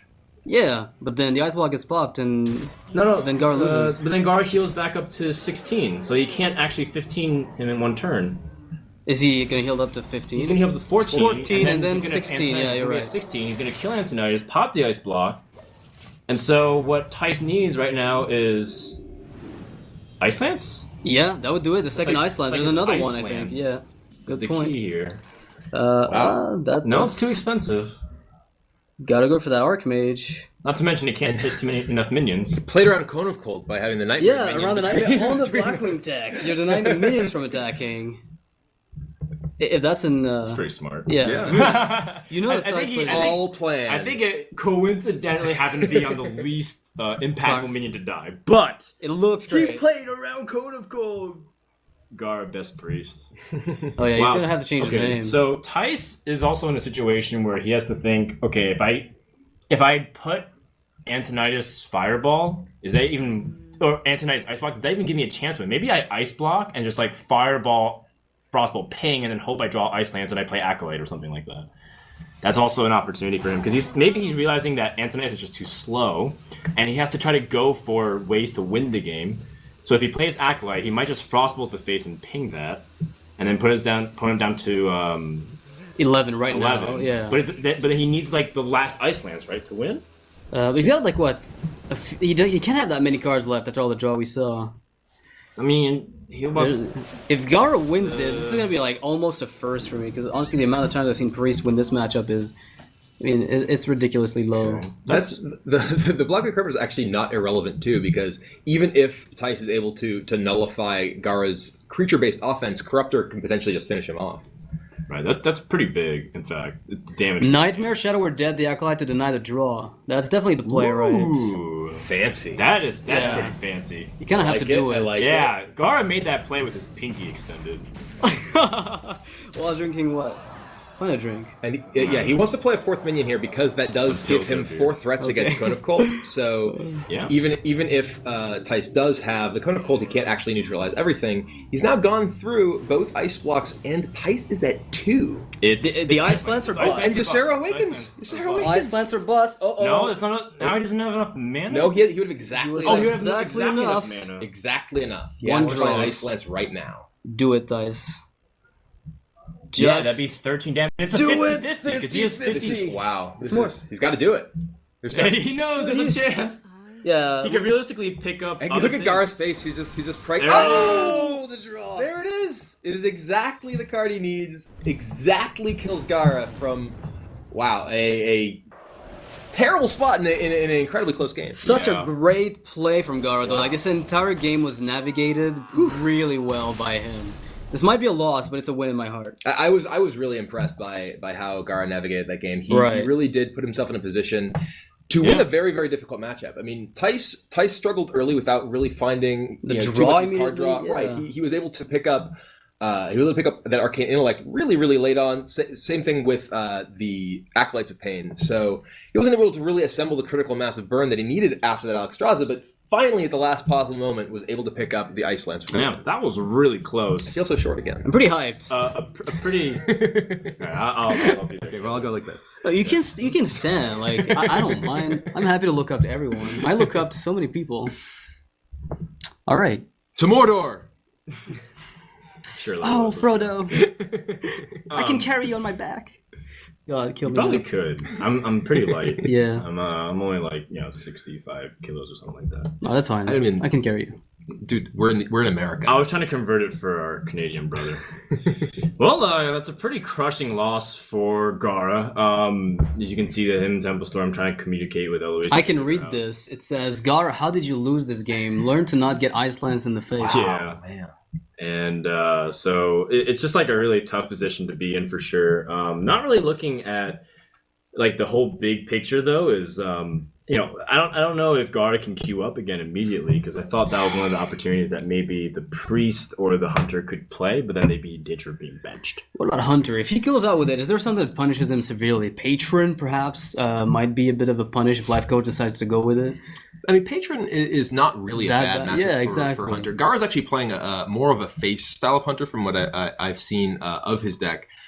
Which actually is a bit worse against Patron, but he Yeah. does have, at least previously, he played Arcane Golem, which compared to Wolf Rider, which is another one of the choices in those decks for this the charge minion slot, is substantially better against Patron because it's 2 health. He plays Wolf Rider as well. I remember Horse Rider, sorry, not Wolf Rider. The Horse Rider was actually a tech that I think we've seen in Gara's Hunter last time. Was it 'cause- Gara who Yeah, had Wolf pretty Rider? sure. I may be He getting had- it backwards. He had as to the who had- Argent Horse Rider. I Right. believe. Okay, so it was Ecop who had Arcane Golem. Yeah, Yes. that sounds ECOP-ish, right? That sounds totally ECOP-ish. Why does that sound ECOP? I don't know, it sounds aggressive. Okay. Fair I enough. would say that aggressive accurately describes Ecop, both in and out of games sometimes. But Sure. Sure. Alright. Don't punch You are not incorrect. I think this So, is a good opportunity to send a life coach. I think Yeah. getting one win across each member here is really good to keep your options flexible. I'd be surprised if Tice like re-queued up with Druid, but at the same time, I wouldn't hate it either, considering that there's pretty decent matches across the board. yeah, Freeze Mage is also a good thing to target. Hyped has eventually to win with Freeze Mage, and it's looking like with the Secret Paladin still up, you might want to wait. There's still a Patron, though. How's Handlock Freeze Mage? I remember Freeze Mage used to be really good against it, because you could basically just kill them while they tap. that's So- not a matchup I'm particularly Depends. familiar with. Yeah. It's difficult based off of the hand of the Warlock player, because if you have a big threat to play, then they can't remove it. Like one Fireball doesn't kill Twilight Drake or a Giant. And so if you can get those threats out early, it's difficult. Also, Handlock got better against Freeze Mage with the advent of Mal'Ganis.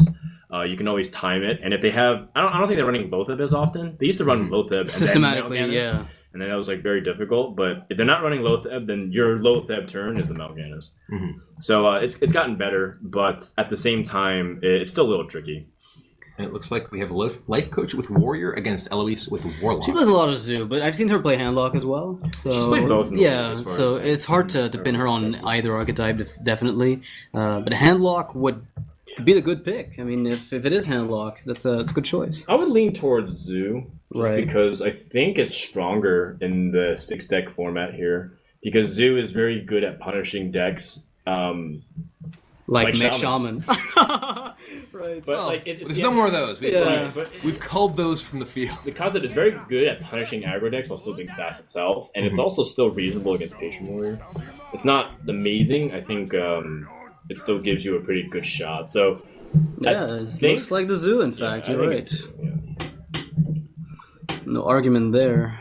So the problem here is Life Coach has he loses an edge that he has on life play, where he can intimidate his opponents from across the room with his stare. But now that she's not playing from the room, Oh, Life Coach is free to talk as much as he wants. He can even say his entire hand, and she won't hear.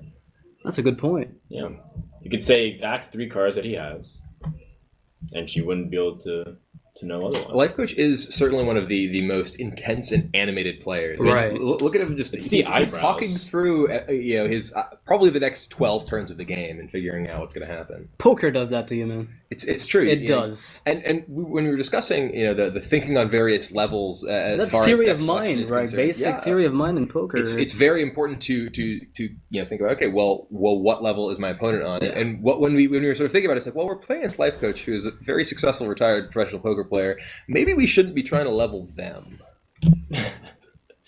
Well, good start from Eloise. pretty It's actually strong. excellent hand from both players here. Right.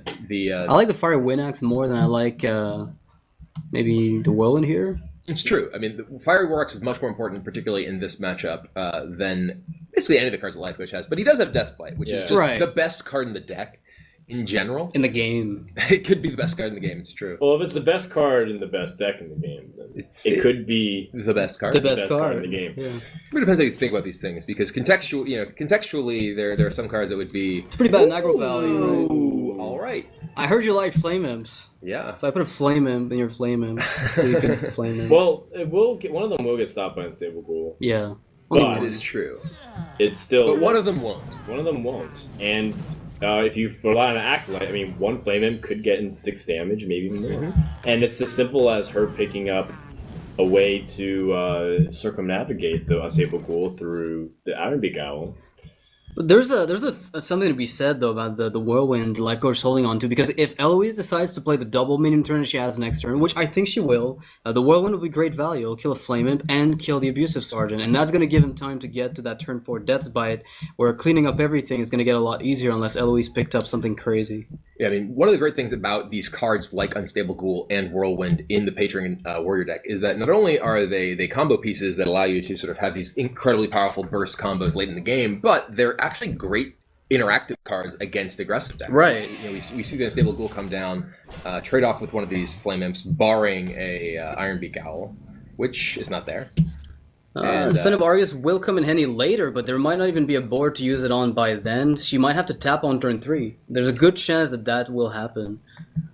Well, with Depend- Dr. Boom in the deck, I anticipate that Eloise curves out to the Mal'Ganis. Right. So you're probably correct. However, it's easy to pick up a 3-drop. There are a reasonable amount of 3 2 mana and less, yeah, costs 3 and as well. less, yeah, You definitely. can get Knife Juggler, you can get, the Nerubian Egg that we saw, the Imp Gang Boss. It's not unheard of. So, is there ever an argument for playing the Acolyte just straight up? Oh, well, the Armor Smith looks like it's too good to pass here. Never mind. I was going to say, is there ever an argument to play a 3-drop and lose it to the M just to draw?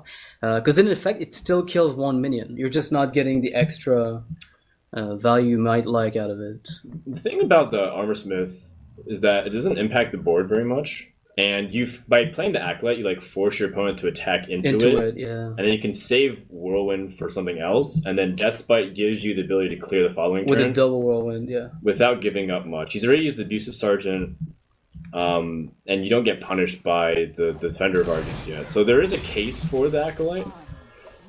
I think it's really just because the double Whirlwind gives you probably a lot more wiggle room. But then again, you're running the Defensive Argus, and it's starting to look a little bit more dangerous. It's just the best board tempo, I think. Yeah. It's you don't lose too much. Like the Acolyte can give you more than one draw, right? Yeah. On turn 5. If you actually play it properly, which he is. So this is a pretty, I don't want to say weak turn because it is a creeper. It is something playable, but at the same time, it's also something that dies very easily to what the warrior tends to play.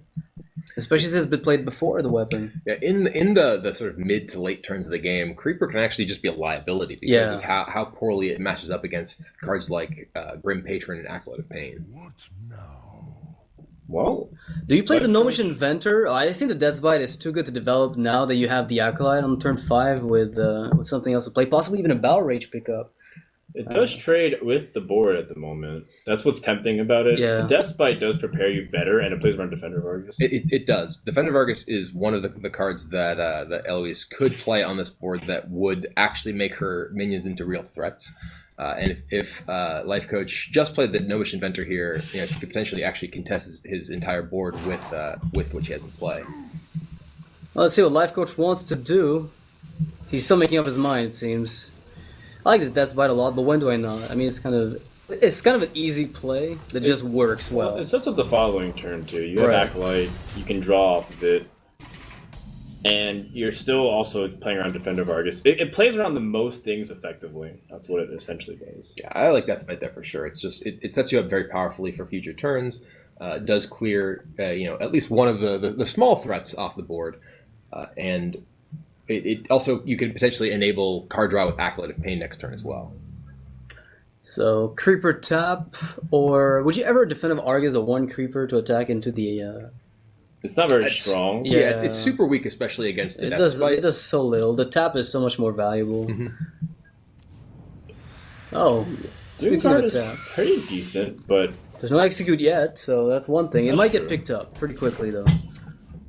I guess I didn't really anticipate it coming out for the next turn. Yeah, probably not. Now you got to remember which Creeper came to play first. The one on the right, I think. Yeah, the one on the right. So I hope Life Coach kept track. Because if you Yeah. had, I like, was just gonna say it's actually quite relevant here if you're gonna use your Death's Bite, but I think he might. are hold on you to using it, your though. Death's Bite, though? I don't know that you are. Yeah, because, I mean, the 2-4 It looks will... like he's thinking, okay, He's which like, one was it? I don't remember which spider came in. She probably puts it, by default on the left. Yeah, so. he's hovering over the right one. The little circle shows that he's hovering his mouse over A it. circle? What?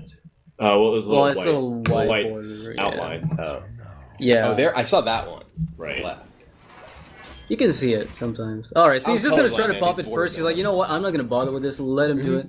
But that defensive Argus is exactly what we're talking about. It turns the board into a threat. You might want to kill the Armor Smith here by smashing with the spiders, but the thing is, there's a good likelihood the Life Coach ends up trading it away or dies to the Death Bite after a trade. It's interesting here. I mean, you don't really want to put both your spiders in the position to get popped as well, just because you don't want the actual spiderlings to die. You know which one it is. Hmm? Like, I mean, Eloise knows which one it is. You'd that's hope gonna so. die. Yeah. So This if is she the sort of actually, thing that I would lose track of. yeah. If she taunts up the one that's not, if she just defenders of Argus one of them, then she actually has a chance to just save the other one, and the spiderlings for both will spawn. Yeah, she could attack with the one that's been damaged already. She could potentially attack that into the Armor Smith, play the Defender of Argus between one of the spiderlings and the other. the healthy Spectral Spider, and actually kill the Armor Smith this turn, and have two. One minions one's that left actually over survive, after right? the Death Bite pops. Alright, she's gonna go for the straightforward play and just keep both spiders alive to kill the Armor Smith. And Life Coach, I think, is still in a very commanding position. Yeah, now This he's is in a position to. Wipe the board, basically, almost. Yeah, just use Inner Rage. Slam. So what you can do is play the Acolyte, use Inner Rage on the 2-1, hit the 2-2, and then clear the board of everything. Yeah, I mean, And then draw a card. it's hard not to do that, to make that play, I think. Like, the Slam also gives you an extra card, and you can still wipe the same board. The slam only enables him to Kill hit the the defender. face. Kill the Yeah, defender, kill the right? defender and hit the face with the Death Spite instead. But I think that you're okay taking this damage. I think his priority is valuing like what's the least damage he can take. Which one is the I don't know if he knows which spider it is still. He's got this grin on his face like, I'm not too sure. Well, it doesn't even really matter With the whirlwind effect, yeah. you know, because now he can just collide into stuff and use Inner Rage to guarantee it. If he remembers, then he doesn't have to. He can even just hit. He has absolutely no idea. Oh no, he's picking the wrong one, I think. This- Oh, wait. Life Wait, coach. no. Is that the right one? I don't think it I is. don't know. I don't think. Is it? And No, it wasn't. Life coach. This is amazing. No. Well, unless he wanted to challenge the.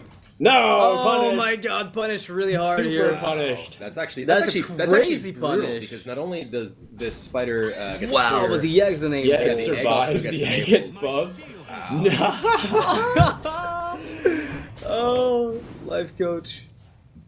Oh boy. All right. Well, I mean, the game He's is still fine, far right? from over. Yeah, I mean, you just look at that patron, the death bite, the woe, and the inner rage, and you're thinking to yourself, "Welp, it's not over yet. Not Well, by a long shot." But it was a situation where if Eloise had no defender targets, what was Yeah. she forced to do? Play Doomguard. Doomguard? Yeah. She would have been in big trouble.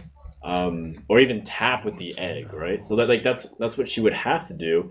Life coach gave her an opening by doing this. So I really like just playing Death's Bite. It's so. I mean, you could always just armor up Shield Slam if you feel like that's ever relevant here, but you have the shield blocks. It's hard to justify doing that just yet. The shield block here gives you a draw, but you do have shield slam, so Keeping you might it, want to keep it yeah. together. You can, but at the same time, I'd play Death's Bite every day here. Consider me old-fashioned, but I can play Death's Bite. I played Death's Bite in Patreon. yeah, he's at a good enough life, I think. Yeah.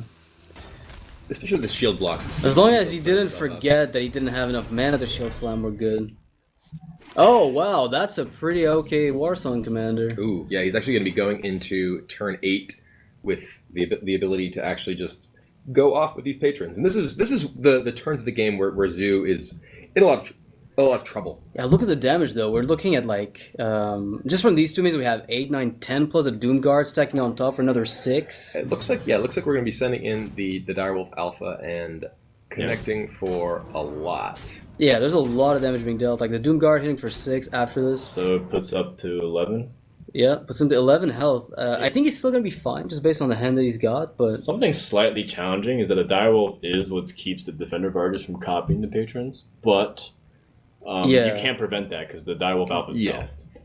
I mean, with the Death Spite up, you don't have any defense. Even with the 3 attack taunt, the Death Spite can take that out, and then patrons go crazy. But that actually does still leave up the Doomguard and the Nerubian, barring the inner rage that we do know is in Life Coach's hand. all you need now is like a Mal'Ganis that never gets answered, which it will, of course. There's like almost no way the life coach doesn't pick this up. Is he not? Oh, he's not Warsonging. Okay. No, it's just going to go for the whirlwind effects. With the instead. execute. Okay, yeah, that makes a lot of sense. He's able to actually just wipe the board. Yeah, Yeah. 2 executes. Do they really need the charge, right? That's the question. I think ultimately, not really. And so basically, it's come down to Eloise not being able to win anymore. This is like way too hard to Oh come. no, Doomguard tap, Power of Whelming. I've got it for you. Yeah. Ah, it's okay, there. You're right. Right That there. is a possibility. It's possible. That is actually a way this game could end. But it Doctor would have to be specifically runner because from that point on, he's She's going to dead, armor yeah. up and no longer a possibility. Oh, And there's Doomguard. oh, that's 5 damage. What else do you have? That's unfortunately. Oh, I know what you have. You have Runner Juggler into Implosion for everything face. Well, Yeah, I'm being very optimistic. Statistically, I believe that is the most likely outcome of this game. Yeah, I guess so. How do you even go about this? Yeah, If you play the Doomguard now, you lose your charger, but if you wait, your opponent armors up and is out of range. you can't keep Doomguard and hope for like a PO. It's just not happening. Because the problem is that if you draw Power Overwhelming, it won't even go on your Doomguard because you have to play it Exactly. first. Unless you tap once more and then you play Doomguard, discards the 2 other cards, and you get PO. But then that's only 9 damage on 10 health from the warrior at that The stage. sequence would be that she has to draw the Power Overwhelming on the second card. Right, So exactly. She gets one from the turn, she plays that. Yeah. Yeah. Oh, She just goes for this. It's still very unlikely. we're looking at what? I think it's actually a slow. Oh, that's is it yeah. just lethal? With the Fire axe. wall. It's Oh, actually fire just closes roll, out the game. Never mind. 18 plus 3 will kill her. Yes, you're correct. Well, I was So gonna give- pretty close game once again, but it's a 3-1 lead for Nihilum, and Temple Storm is in very bad position right now. I blame the spiders. Well, Life Coach made that closer than it had to be. Right. It's true. Yeah, the misremembering which spider came first definitely put things in a little bit worse of a situation than Life Coach could have been in. Right. But Grim Patron, once it gets to around turn 8 or so, thanks to Patron itself, Death Spite, all these whirlwinds executes, just able to take total control of the board.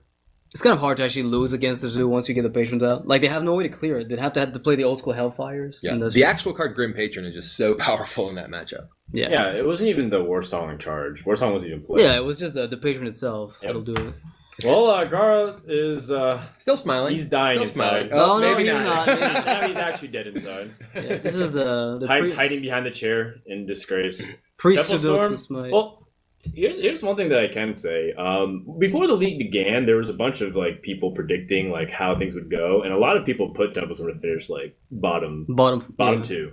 They picked them and Celestial to be the teams to maybe week. The fact that they even got to the playoffs here in a reasonable seed spot too. They came here as a 3rd seed, I believe. Yeah, they came in as 3rd. Yeah, so that was already a big morale boost. And I think it stinks to get this far and to feel so far from being able to have any product of your work. It is the 0 for 4th place is pretty brutal here, and I know that Tempo Storm they floundered in the early matches, were guaranteed the 4th place slot after the first couple matches of yesterday, and I think that they may have been a little bit on tilt at one point yesterday. I know that Hypes posted something, want to go meditate for about 20 hours to relax myself here after one of his games yesterday. So do you think there's any correlation to the fact that the two teams who are playing here in this quarterfinal are two teams who only could bring 2 members? I think there very well could be. The communication between teams is very, very important. I feel like the communication in Valuetown,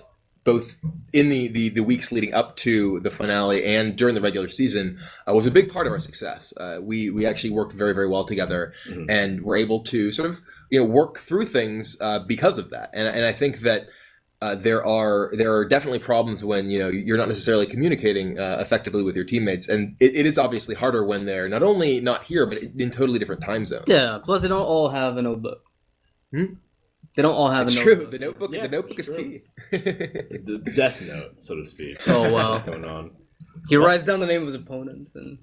Well, that's what Trump probably secretly wishes, except that they don't die, just that they're incapable of playing. He's like, they're gonna play Mech Shaman. We're gonna nail it for them, and then they're just gonna fail. Yeah. I mean, I am rooming with Trump for this event, and he has been watching a lot of anime. Maybe that's I don't know anime, so maybe that's what he is watching. I don't know. Yeah, It all makes sense. All right, so Nihilum in the perfect position of having 1 win on each player, so no more bench for them, and we've got Temple Storm that still has to go through just about everything. And this is really bad, just looking at the lineups too, because they still have to get through some tough classes that generally should still be able to take wins. But I mean, that's not unheard of. I mean, we've seen people go up 4-1 and then lose. Get reverse sweep completely. Yeah. I mean, this is definitely a spot. I was actually going to say, I think that Matching up the Hyped- mage. I was going to say, I Valley. think that Hype has to play mage here because it's his mage is so bad against at least one of the decks remaining. As to how good the handlock matchup is, not entirely clear. But this is definitely the matchup Hype is hoping for. He wanted to play against the Paladin deck. He's gonna get the check mark if he wins this, I think, because he's the only other player who actually got the first win on Temple Storm. So that's gonna give a pretty big, momentum whiplash, I guess, back in the series. I mean, it's definitely having actually just getting success, especially when you are significantly down in a series, it's a big morale boost. When you do fall substantially behind, and it feels like there's just such this insurmountable hill to climb, it can definitely get to you and potentially influence your play. Yeah, the 2-point gap, I think, is where the threshold of bearing with the loss starts getting a bit tougher. Because when you're 3 points behind, it feels unbelievably difficult. But 2 points is. You can still do it.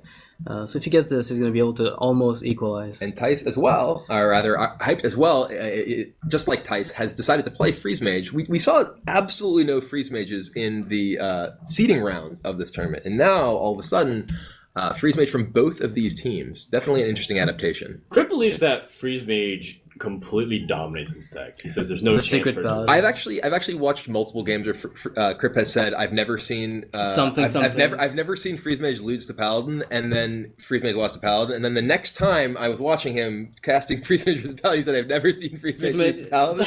And I'm like, this just isn't true. I was there. It's a It secret lost. ballot. Yeah. Every time it's a new day. It is definitely a very, very difficult matchup. Though the more proactive versions of Paladin do have a bit better chance in the matchup because they are able to apply a significant amount of pressure.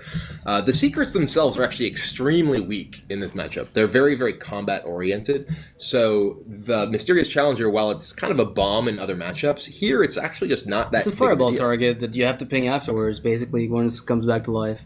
The interesting thing too is that I guess Repentance negates the value of something like a Doomsayer. That's the best one in the matchup. Is definitely Repentance. Wow. That's actually looking what a time very to be good. alive. Yeah. What a time to be RDU. Repentance is the best. Eye for an Eye is coming. There's gonna be a 30 damage Competitive burst. Spirit gives him sometimes a little bit of buff outside of AoE, but it's very rare because of how Frequently low health the minions are. A big problem with Competitive Spirit, specifically off of Mysterious Challenger, is just how it lines up against Flame Strike turns. You end up casting Mysterious Challenger, and your opponent can definitely respond with either Flame Strike or Frost Nova Doomsayer. Another thing that's kind of a weakness of these particular Secret Paladin decks against Freeze Mage is that they typically don't play many silence effects, if any. And Ironbeak Owl is one of the best ways to actually deal with the Frost Nova Doomsayer. A one-of, I think, makes a lot of sense in that deck. If only to deal with even the counter deck. Sometimes in a mirror match, Ironbeak Owl can be the difference between you losing or winning because of the amount of buffs that just go around. So he's going to opt for the Acolyte instead of the ping. So taking the 2-1 off the ping and keeping the coin was not enough. This actually, Blessing of Might from RDU here suggests that this is actually just aggro Paladin. This is not, in fact, Secret Paladin. Yeah, I'm actually liking this because it's going to... I mean, if you go for the trade or the juggler, you can then go for Shield Minibot and probably Blessing of Might that guy. I think Muster for Battle is still overall stronger. I do think that I would prefer a Muster here. For the 3/3 damage. You get the juggler damage. Yeah, it's perhaps likely your juggler gets pinged down next turn, and getting the 3 damage in from Muster, along with the weapon and the bodies themselves, I think is a stronger overall turn. If Muster said, like, deal 4 damage to your opponent, summon a 3/3, it's kind of what's happening. It does, yeah. It's just like a lot of damage is going on. You aren't impressed at first by the 1 damage here, the 1/1 here, but they do add up. Yeah, and with 2 Ice Blocks in hand, the only thing this Mad Scientist can get is Ice Barrier, unless Hype is playing something weird.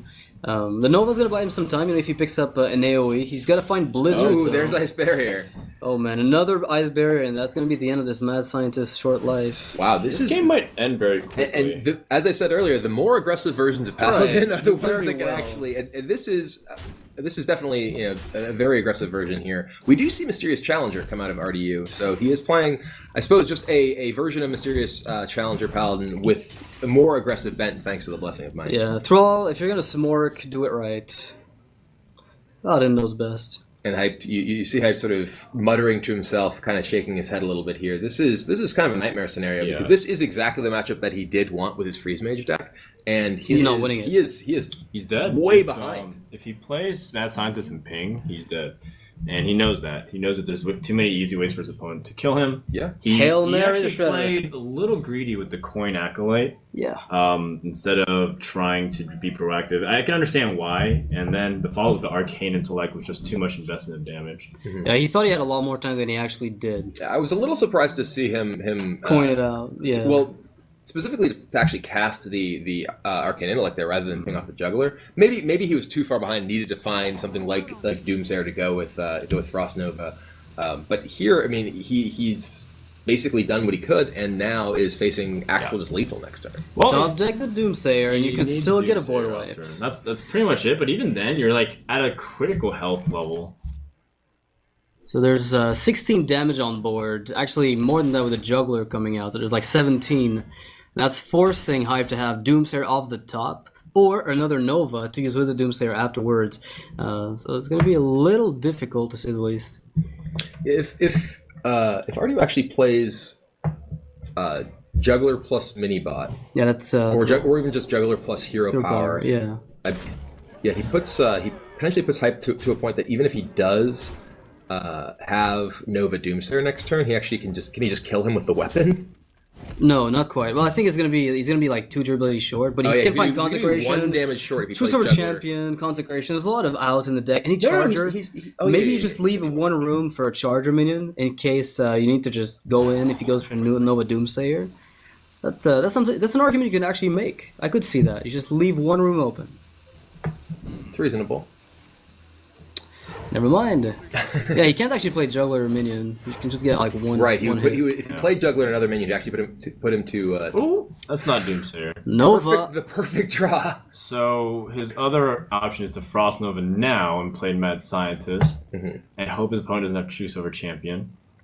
Or his other option is to play Ice Block and just really hope that he can stall out. But the problem with Ice Block is that You're need... 1-1. Yeah.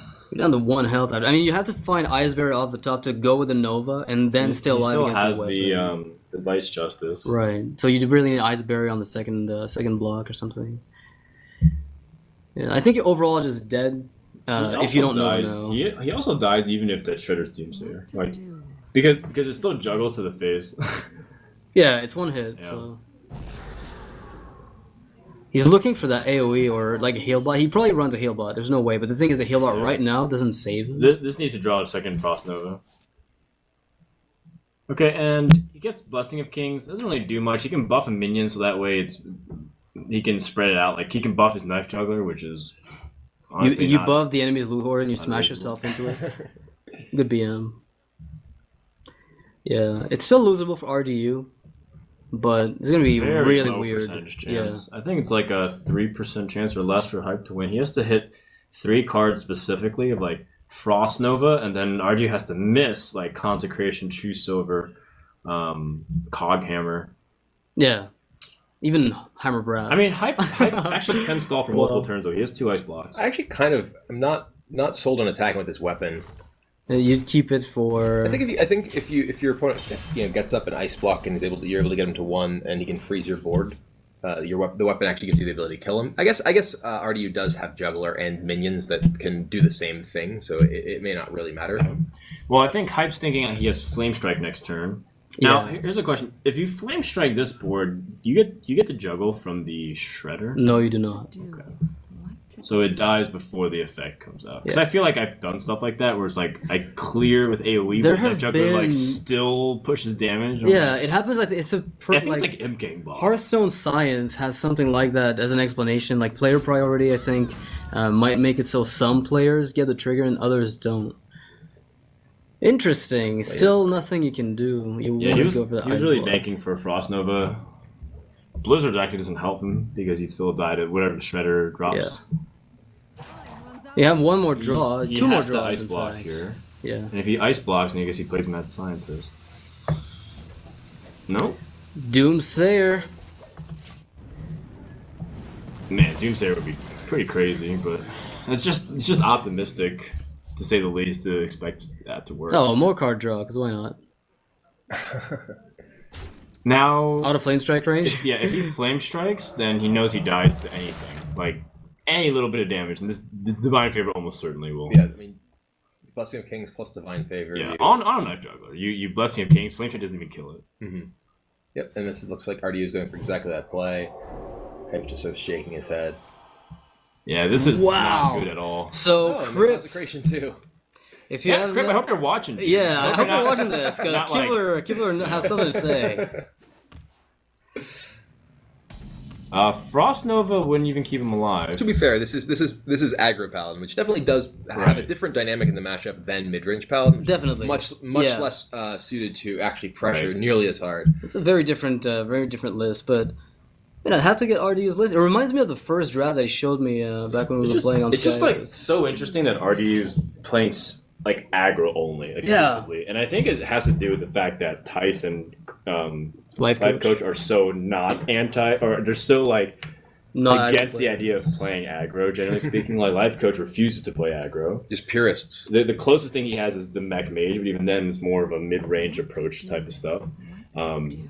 And in this case, it's like RDU is the one being super aggressive all the time. Yeah, it's kind of like those Tendrils players in Magic, I guess. They just refuse to play anything else. I think he's got to play second ice block here. I Unfortunately, mean, there's no way to win if he doesn't. Yeah, and there's also no way to win if. Whoa.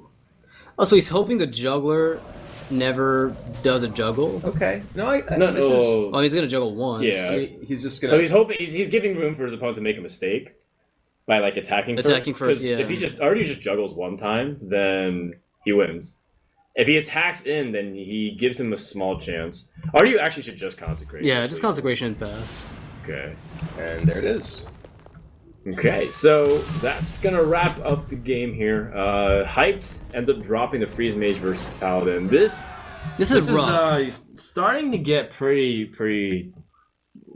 disgusting. It's like just like one-sided. Desperate. It's like this is not a good show. This is definitely a very, very rough spot for them.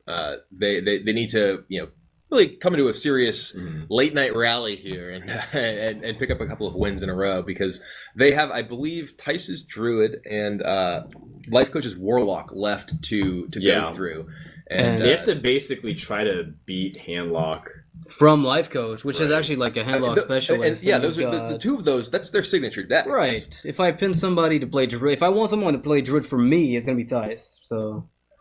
And Life Coach, he is renowned for his handlock play, and that's not really a position that you want to be in. Is having to go through those two decks with not just one or two, but fully 5 of your decks in your lineup. So I can see everything that Trump is doing right now. Trump! I can't read a single word. Trump, hide it! I can't read a single word, but the secret strats. No, our notebook revealed. Yeah, they can see our young priestesses. Well, I guess if you're looking from Nihilum's perspective, they can just queue up whatever. There's bad matches for Druid, there's bad matches for Handlock, but if you're on Templestorm's side, I guess I just play the Hunter here for Gara. I think you just play the Hunter, try to grab a win. It's good against both. You should be able to grab that. And then just kind of put your opponent in a position where you can corner them. So if Life Coach plays and you beat him, and then you can queue up against Handlock and get another win, and then you can all of a sudden target Druid with, the Priest and the Warlock. Or on the opposite end, you could target the Handlock. So this is one opening that could exist. And I think Templestorm was like, weren't they the ones in the position up against Nihilum when they were up 4-2 or 4-1? They were up 4 games to 2. And then they just lost 4 in a row. They did. They were like super close, and they just couldn't. They just kept losing. And the Shaman won. The Shaman won. Yeah. That's right. It wasn't their day. That was the time. The one time the Shaman won was against Templestorm.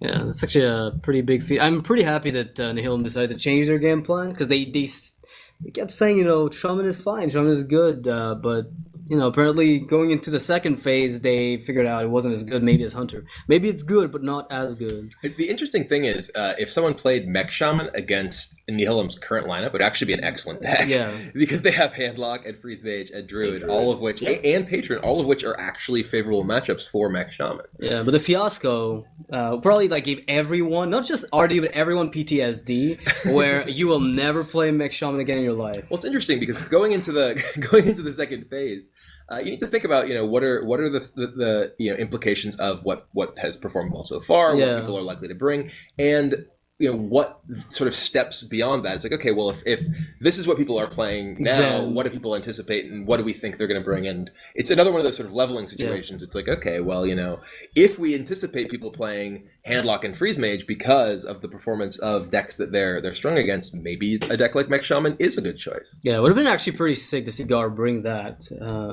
I would have actually loved to see that happen. Gara loves his lineup. We were talking that he was saying that we were Dragon Brothers. Both played the Dragon. Oh man, the Dragon Brothers. The Dragon and Smork Brothers, I guess. So yeah, well, you both like asking questions to the opponents by playing minions. So you're generally not players who sit back and control. You're very offensive, on tempo. It's kind of nice to watch those games. It's offensive, not offensive. I don't feel like I'm very offensive. I'm definitely very offensive. Is there really a difference in pronunciation? There is. What? Yeah. Oh, that's awesome. Yeah. There is. Yeah. Okay, well, I'll actually have Offensive to correct and that. offense. Yeah, there is. Well, I have to look that up. It's like, today I learned. I like to consider myself inoffensive, but very offensive. Yeah, so. okay. Wow. But here we have Eloise with Paladin against Life Coach playing Warlock. And if Eloise is playing Secret Paladin, this is actually potentially one of the better matchups they do have left. Yeah, for sure. Repentance. And then Life Coach comes out with Zoo. And then you're like, what? Yeah, even then against Zoo, it's still sometimes fine, okay. yeah. It's sometimes okay. I do know that Eloise doesn't really like playing this Paladin deck. I think something that people don't really know about Temple Storm is that, and a few other teams actually share this, is that there are a couple players. Every team ATLC actually has exactly this. There's always one, maybe two players say, "I want to play this," and then one player says, "Okay," and then they just play every other thing. Yeah, Dog is the player for Value Town. I guess Dog. No, I mean, Dog actually has all play decks that he does enjoy playing, Right. and that he has a lot of experience with. But there are players like, for example, in Cloud9, they're always like, we play this, and then Ecop's like, okay, I guess I'll just play, Hunter and Warlock. It's like no one else does.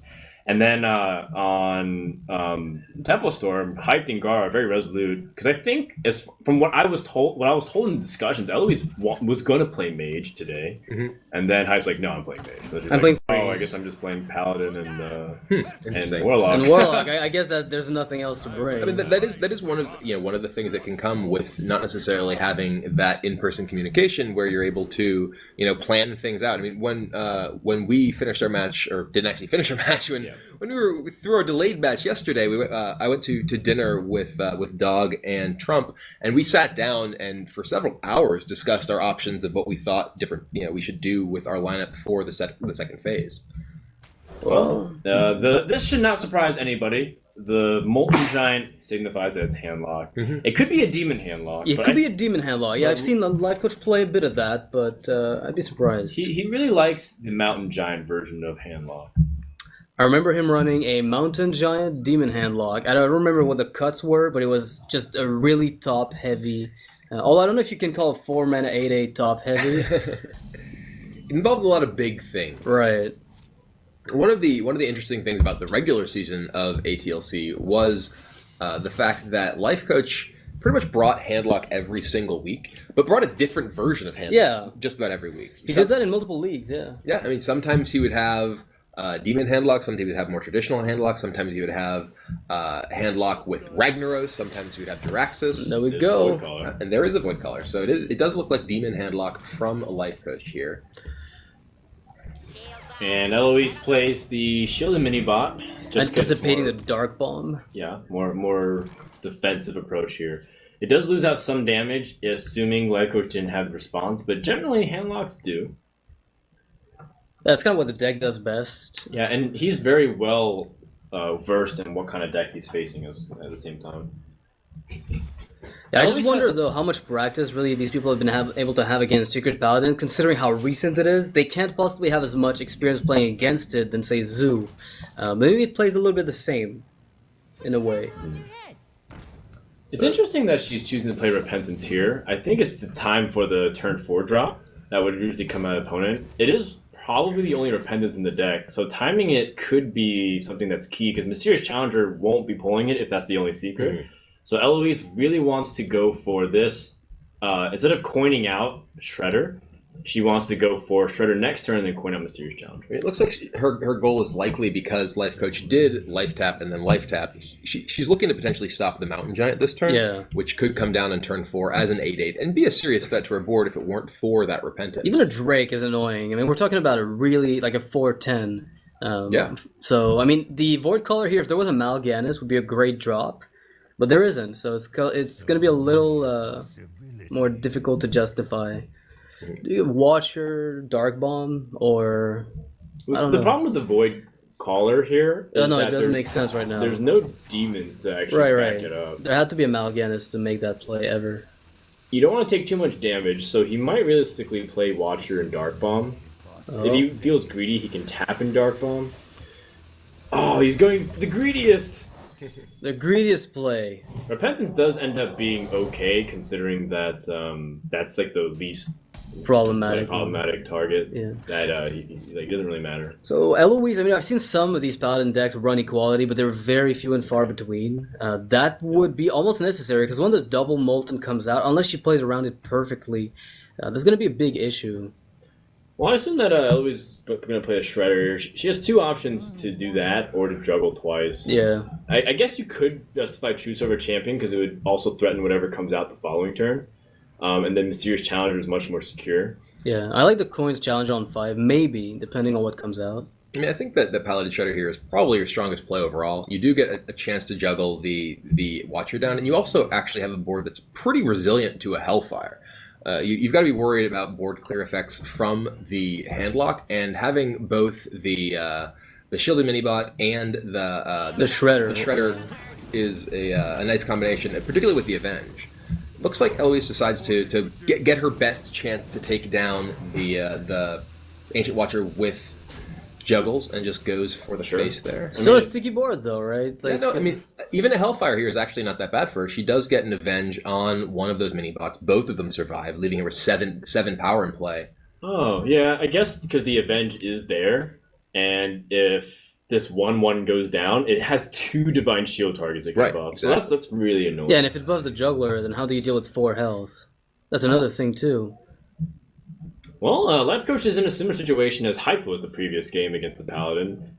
There's a lot of options, and it's not necessarily a bad hand as the game develops, but do you have the time to be able to play it? You do have those 2 Moltons, you have the Sun Fury.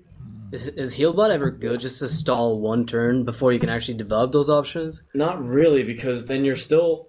Like, what Healbot does is it allows your opponent to actually build up the board more and still attack and prep you for the following kill. Alright, so I guess Coil Hellfire is the only play that makes sense. I like this play from Life Coach here. He does end up removing 2 additional attacks from the board. Gets the Avenge on the mini-bot. So now, 8 damage is needed for Eloise to seal the game. Yeah, there's no way she gets it. She's going to coin the Mysterious Challenger most likely on 5 mana. Yeah. And then... I don't know if she's going to like anticipate her opponent having 2 Molten Giants, but I'm not sure if she hits either way. But she could justify because she has Coghammer, and that allows you to trade pretty effectively. I mean, you also have to be really scared of just giant Shadow Flame here. You have a board that is really vulnerable to it, and you win next turn. You have such a powerful board right now that your opponent has to play basically a giant taunt in order to stop you. And you put yourself at such risk of just getting totally blown out, not only by the giant Shadow Flame, but also potentially something like double giant plus Sun Fury Protector, which is exactly what Life Coach. Well, it'll work anyway. You can tap double giant Sun Fury, so right?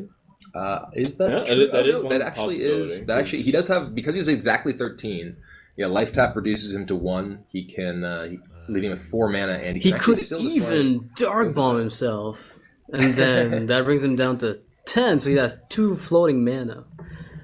But I don't think that's a play. That's also an excellent draw from Life Coach. Yeah, here. the Void Caller, being able to summon that would be great, but there's another Void Caller in the hand. No Repentance, by the way. Yep. Something that we were talking about. Competitive Spirit, does that give any reach? Not quite. I mean, it makes it so Cog Hammer plus the 6/5 now kills 1 giant. That's one thing. And the Juggler could... No, you couldn't play another minion. I was going to say, could give you that extra 1 to kill the other giant if you get lucky, but not the case. Yeah, Coghammer here is pretty big. It doesn't really matter what it falls on. Yeah, because you're going to trade. It allows you to trade effectively either way. I mean, you could actually just... If you were going to attack in with the 6/5, you could actually attack in with the 6/5. First attack with the... then play the Coghammer and then attack with it. So you're just guaranteed the slightly larger minion. It actually might be worse that you have a 7-power guy, just in case your opponent does have Big Game Hunter, though. Yeah, I guess so. It's gonna work out. Either way, like both minions can be taken down because of the Dark Bomb. So I think it's ultimately inconsequential. Remember the days where you could kill somebody by attacking their own Molten with Eye for an Eye? Oh yeah, that was possible. That was fun. When you were the Paladin player, it was great.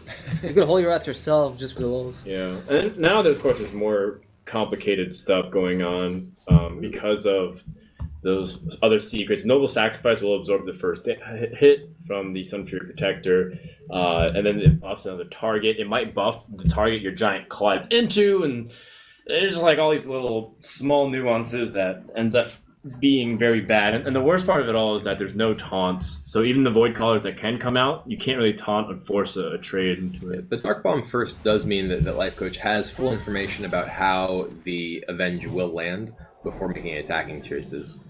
Yeah. Well, I don't know if that's the one he wanted. Well, with the other Dark Bomb, it works out. But the thing is, he's not going to be able to use the heal bot in that case. It's also interesting because casting the Dark Bomb first does mean that Eloise gets the juggler back rather than getting the 2-1. Right. I'm a little surprised by Life Coach's line of play, but I guess he doesn't want. Actually, I can't figure out what that played around. I can't actually figure it out. So if you find it, let me know. I'm a little perplexed by that myself. I guess it does mean that there's no juggle off of the juggler. No, it doesn't matter because it would come out either way. I don't understand. Puts it on one he's health. running out of time. Is he just gonna hold position? Have we found the deck that beats Life Coach's timer?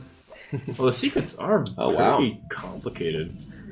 Is that it? So we're looking at beat the giant and you attack for 9? No, not quite it. Not even. No, you can't attack twice. Yeah, there's no way. You don't have True Silver.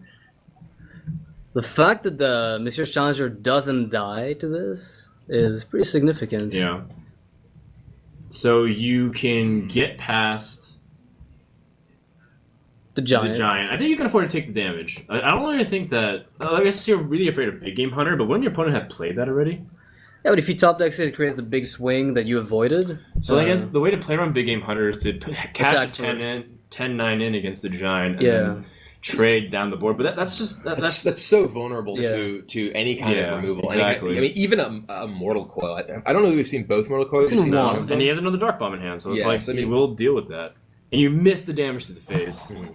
I think being at 11 health is okay too as Paladin, especially if you're going to clear the board. And she agrees. So. Muster here is fine. If you juggle very well, you might have an opportunity to clear some minions on the board. Yeah, the juggler might go elsewhere than. I like just 13 to the face here. Yeah, 13 to the face is pretty good too. Oh, Make 14. It 14. Yeah. Oh, all right, juggler goes down. Okay. So now we see still no toss, still no way to survive. I feel. Tap. Tap into what? Let's figure it out. Fury Protector. And then he can taunt the Void Drake, Caller. or the Void Caller to get Mal'Ganis, then live. Tap into both Big Game Hunter and Sun Fury Protector. No, you're right. Tap into double. Wait. Doomsayer. I think that's actually the best. That legitimately could be the best way to survive. The problem is you actually die. True Silver. Because it's True Silver, but even the Miracle Doomsayer would not be enough here. But it looks good. It does. It's it's actually. Then you use up the good RNG, so to speak, that happens. When a Doomsayer you don't want to waste this. You don't want to waste this. You don't want to waste this. I mean, Life Coach doesn't know that he's dead to a True Silver. He knows that he's dead to a True Silver, but doesn't know the True Silver's there. So. Oh. No. Mana Addict. That's it? He is also dead to Mana Addict. Yeah, it's an explosive sheep. To be. He used it to anything. Yeah. Perhaps the beginning of the Tempo Storm comeback trail. Yeah, a much needed win. Absolutely. I mean, now 4-2, still a tough spot. Still a very tough spot. But it was just yesterday they were in the opposite position they lost. So this could be their revenge. Yeah, absolutely. Do you think Luis likes the Secret Paladin a bit better now after the way it performed against the Handlock? It's one of those. I mean, she really likes decks like Handlock and Freeze Mage. Those are like her favorite decks. Wow, and she's stuck playing everything else every time, basically, these days. Yeah, I think based off of what was information is that she plays whatever she feels like the team wants her to play. She's like the flex spot, right? There's people, and that's kind of how every team dynamic works in other games. It's like you have one person that's more flexible. You have people who are dedicated because they think they're the best at being able to play that. Even if Dragon Priest wasn't the best deck, Gar would probably still bring it, because that's what he wants to play. So this is the dynamic that's on the team. And my guess is RDU is kind of like that too. Because it's like you're not going to convince Life Coach that you're a better patron player and a better handlock player than him. Tice is like, you're not going to convince Tice to get off Druid for him. And he's also one of the best Freeze Mage players in Europe. So like, what does RDU feel? He's like, well, we can't just have all control decks, or people can bring this type of deck and just crush us. So he plays the more aggressive stuff. Like you can bet that RDU'd rather play Hunter. Hunter versus Hunter is his favorite matchup in the game. Yeah, he says so multiple times. Yeah, and he loves playing Handlock too. That kind of stuff is RDU's jam. But he's taking the weird classes And He's got Hunter right there. oh, he does have Hunter. Yeah, I think, however, that he's pretty happy with Secret Paladin. He seemed to like the deck a lot right after he saw it. After the debacle from 6-0, immediately afterwards, RDU was really hyping the deck. I feel like RDU would prefer not to bring back Shaman every Yeah. Ever again. I mean, frankly, RDU has to be feeling great now after struggling He's so redeemed much himself. with that Mech Shaman deck in the previous matches. He's now the first member of the team who's actually gotten those double check marks. Yeah. It's not me, it's the deck, right? That's kind of how it feels right now. But yeah, I mean, there's still a possibility that they come back. Well, there is a possibility. It's still going to be tough. One of the things that's interesting, too, is that Life Coach, do you risk playing him again? Because if so, then you can guarantee that Temple Storm will try to corner the Druid with the Priest. Yeah. Right? That's like, because you don't want the Priest to or play the Hunter. You could play Hunter as well. Hunter here is a really good pick, because then it's like good against Druid and the Warlock, and you're in a situation where you know Nihilum wants to switch to Druid here. They don't want to have to get benched here for Life Coach and then get cornered and lose a couple of games too. So this is a very interesting dynamic. Yeah, I think that if you're in Nihilum's spot, sending the Warlock is pretty rough because you if you lose, like you said, you can just play the Priest against the Druid, and the Priest definitely struggles quite a bit. And the Zoo against that, because if they keeps winning, you can basically get down to Mage versus Druid Warlock, and eventually the Mage against the Handlock could pick up the win. If they anticipate this, if Temple Storm anticipates that Nihilum will switch, then they can just already assume, as if they've benched. So they're like, of course you're not going to want to play Handlock twice. Yeah. We'll just queue up Zoo. And that's when you get into or queue up the Priest. Yeah. But that's when you get into those sort of leveling That's games. risky. And Warlock versus Warlock. We do see Life Coach bring out the Warlock again. So this is the gamble. I'm a little surprised that Tempo Storm did not choose to play Hunter here. Hunter's a deck that actually has strong matchups in either matchup. So even if they bring Warlock or even if they bring Druid, you have a great chance of winning. And if you win with that Hunter deck against the Handlock and bench the Handlock, you get to potentially, as we were saying, queue up the Warlock. play your Warlock and your Priest into it, both which have much better matchups against Druid than they do against the Handlock deck. So I'm a little surprised by this decision making from Tempo Storm. That's certainly one level. I think the next level above that is picking Warlock and expecting your opponent to pick Warlock, because if you get Druid, you're happy. If you get Warlock, it's a 50-50 matchup, especially with a slower Zoo that's not as face-oriented to try to rush the game. You have Dr. Boom, you have Mal'Ganis as well. So if you feel like you have a decent chance to win that, but say you lose the Zoo versus Handlock, you still have Hunter to fall back upon. You can corner the Druid multiple anchor. times until Freeze Mage comes up, and then you toss a coin. Like, then Gara plays Hunter, and then Eloise plays Zoo again, and then you get the same position. You got a Mage, But, ultimately I still think the Hunter made it easier as well, because you're spreading the check marks around as well. There's that. We'll see. I mean, this is, again, it's a must-win situation, because the Druid will have to beat the Freeze Mage, or the Freeze Mage will have to beat the Druid if this is the case. Like, you're just going to have to make sure that Priest avoids Handlock and Druid avoids Freeze Mage. That's the goals for Temple Storm. For Nihilum, it's just win. Like, win at any cost. Even if it's a bad matchup, just do your best to win. Alright, so Mulligan, 2 cards, the 2 Doom Guards were no keeps for Eloise, so she got rid of them. It's a pretty weak hand on Eloise's part. It's a weird hand, definitely, She has a lot of resilient minions, but she doesn't have any aggressive minions. And it's interesting because this is actually a matchup where, in some cases, the early pressure is very important because you do want to be able to actually play to the board against the Handlock, but actually doing a lot of damage to them quickly is not necessarily in your best interest because of Molten Giant. And a lot of times, Molten Giant is just dead if you are able to loom in that mid-range spot. But you are giving your opponent time. And now that's one way to commandingly seize the board. You can just coin... Yeah, there's no way you don't that's a coin very that strong PO. play here.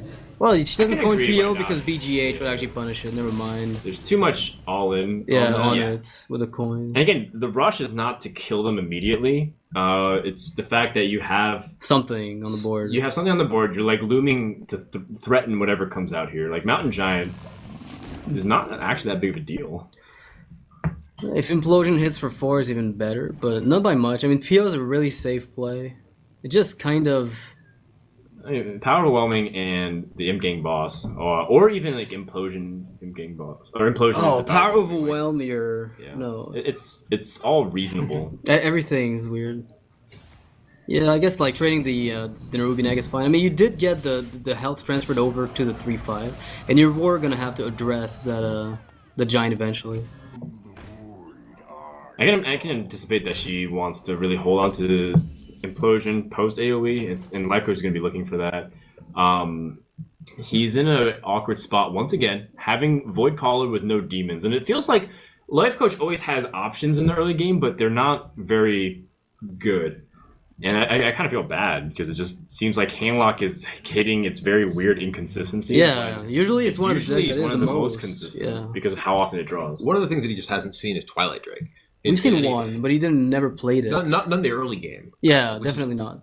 Twilight Drake, while the Mountain Giant is obviously a great turn for play, in this matchup, it's actually the health of your minions is far more important than their actual attack.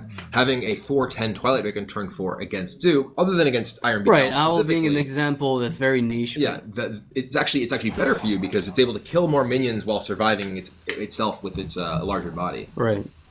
I wouldn't be surprised to see a Void Cover come out here just because it's a body on the board, and you also threaten the bigger minions. You know, it's a threat at the same time as it actually allows you to use the Hellfire Dark Bomb or Hellfire Coil Might force that more out, effectively. honestly. Yeah, that's kind of how it feels. I think Owl's just so important in this matchup simply because of how important it is to be able to actually get by big taunts. Sure. I mean, here, the scary thing, of course, is if your opponent does hit Mal'Ganis or hits Doomguard. But at the same time, is that scarier for you in the long run in the game than your opponent having access to a taunted Molten Giant later on? That's fair. That's a fair point. Hypothetically, she could also deal with it through implosions and then trades on things. Doomguard is problematic. It just has the same amount of health. She might opt to ignore, and that gives Life Coach an opportunity. So this is a really interesting choice here for Eloise to see if she can kind of peg Life Coach and not have anything, and if she does, will she go for the trade? Implosion's a strange choice here. I think that I would go with Abusive Sergeant. It looks like she's... With or without the Owl. I think I would probably Abusive Sergeant Creeper and... Yeah, it looks like she is doing, in fact, exactly that. Yes.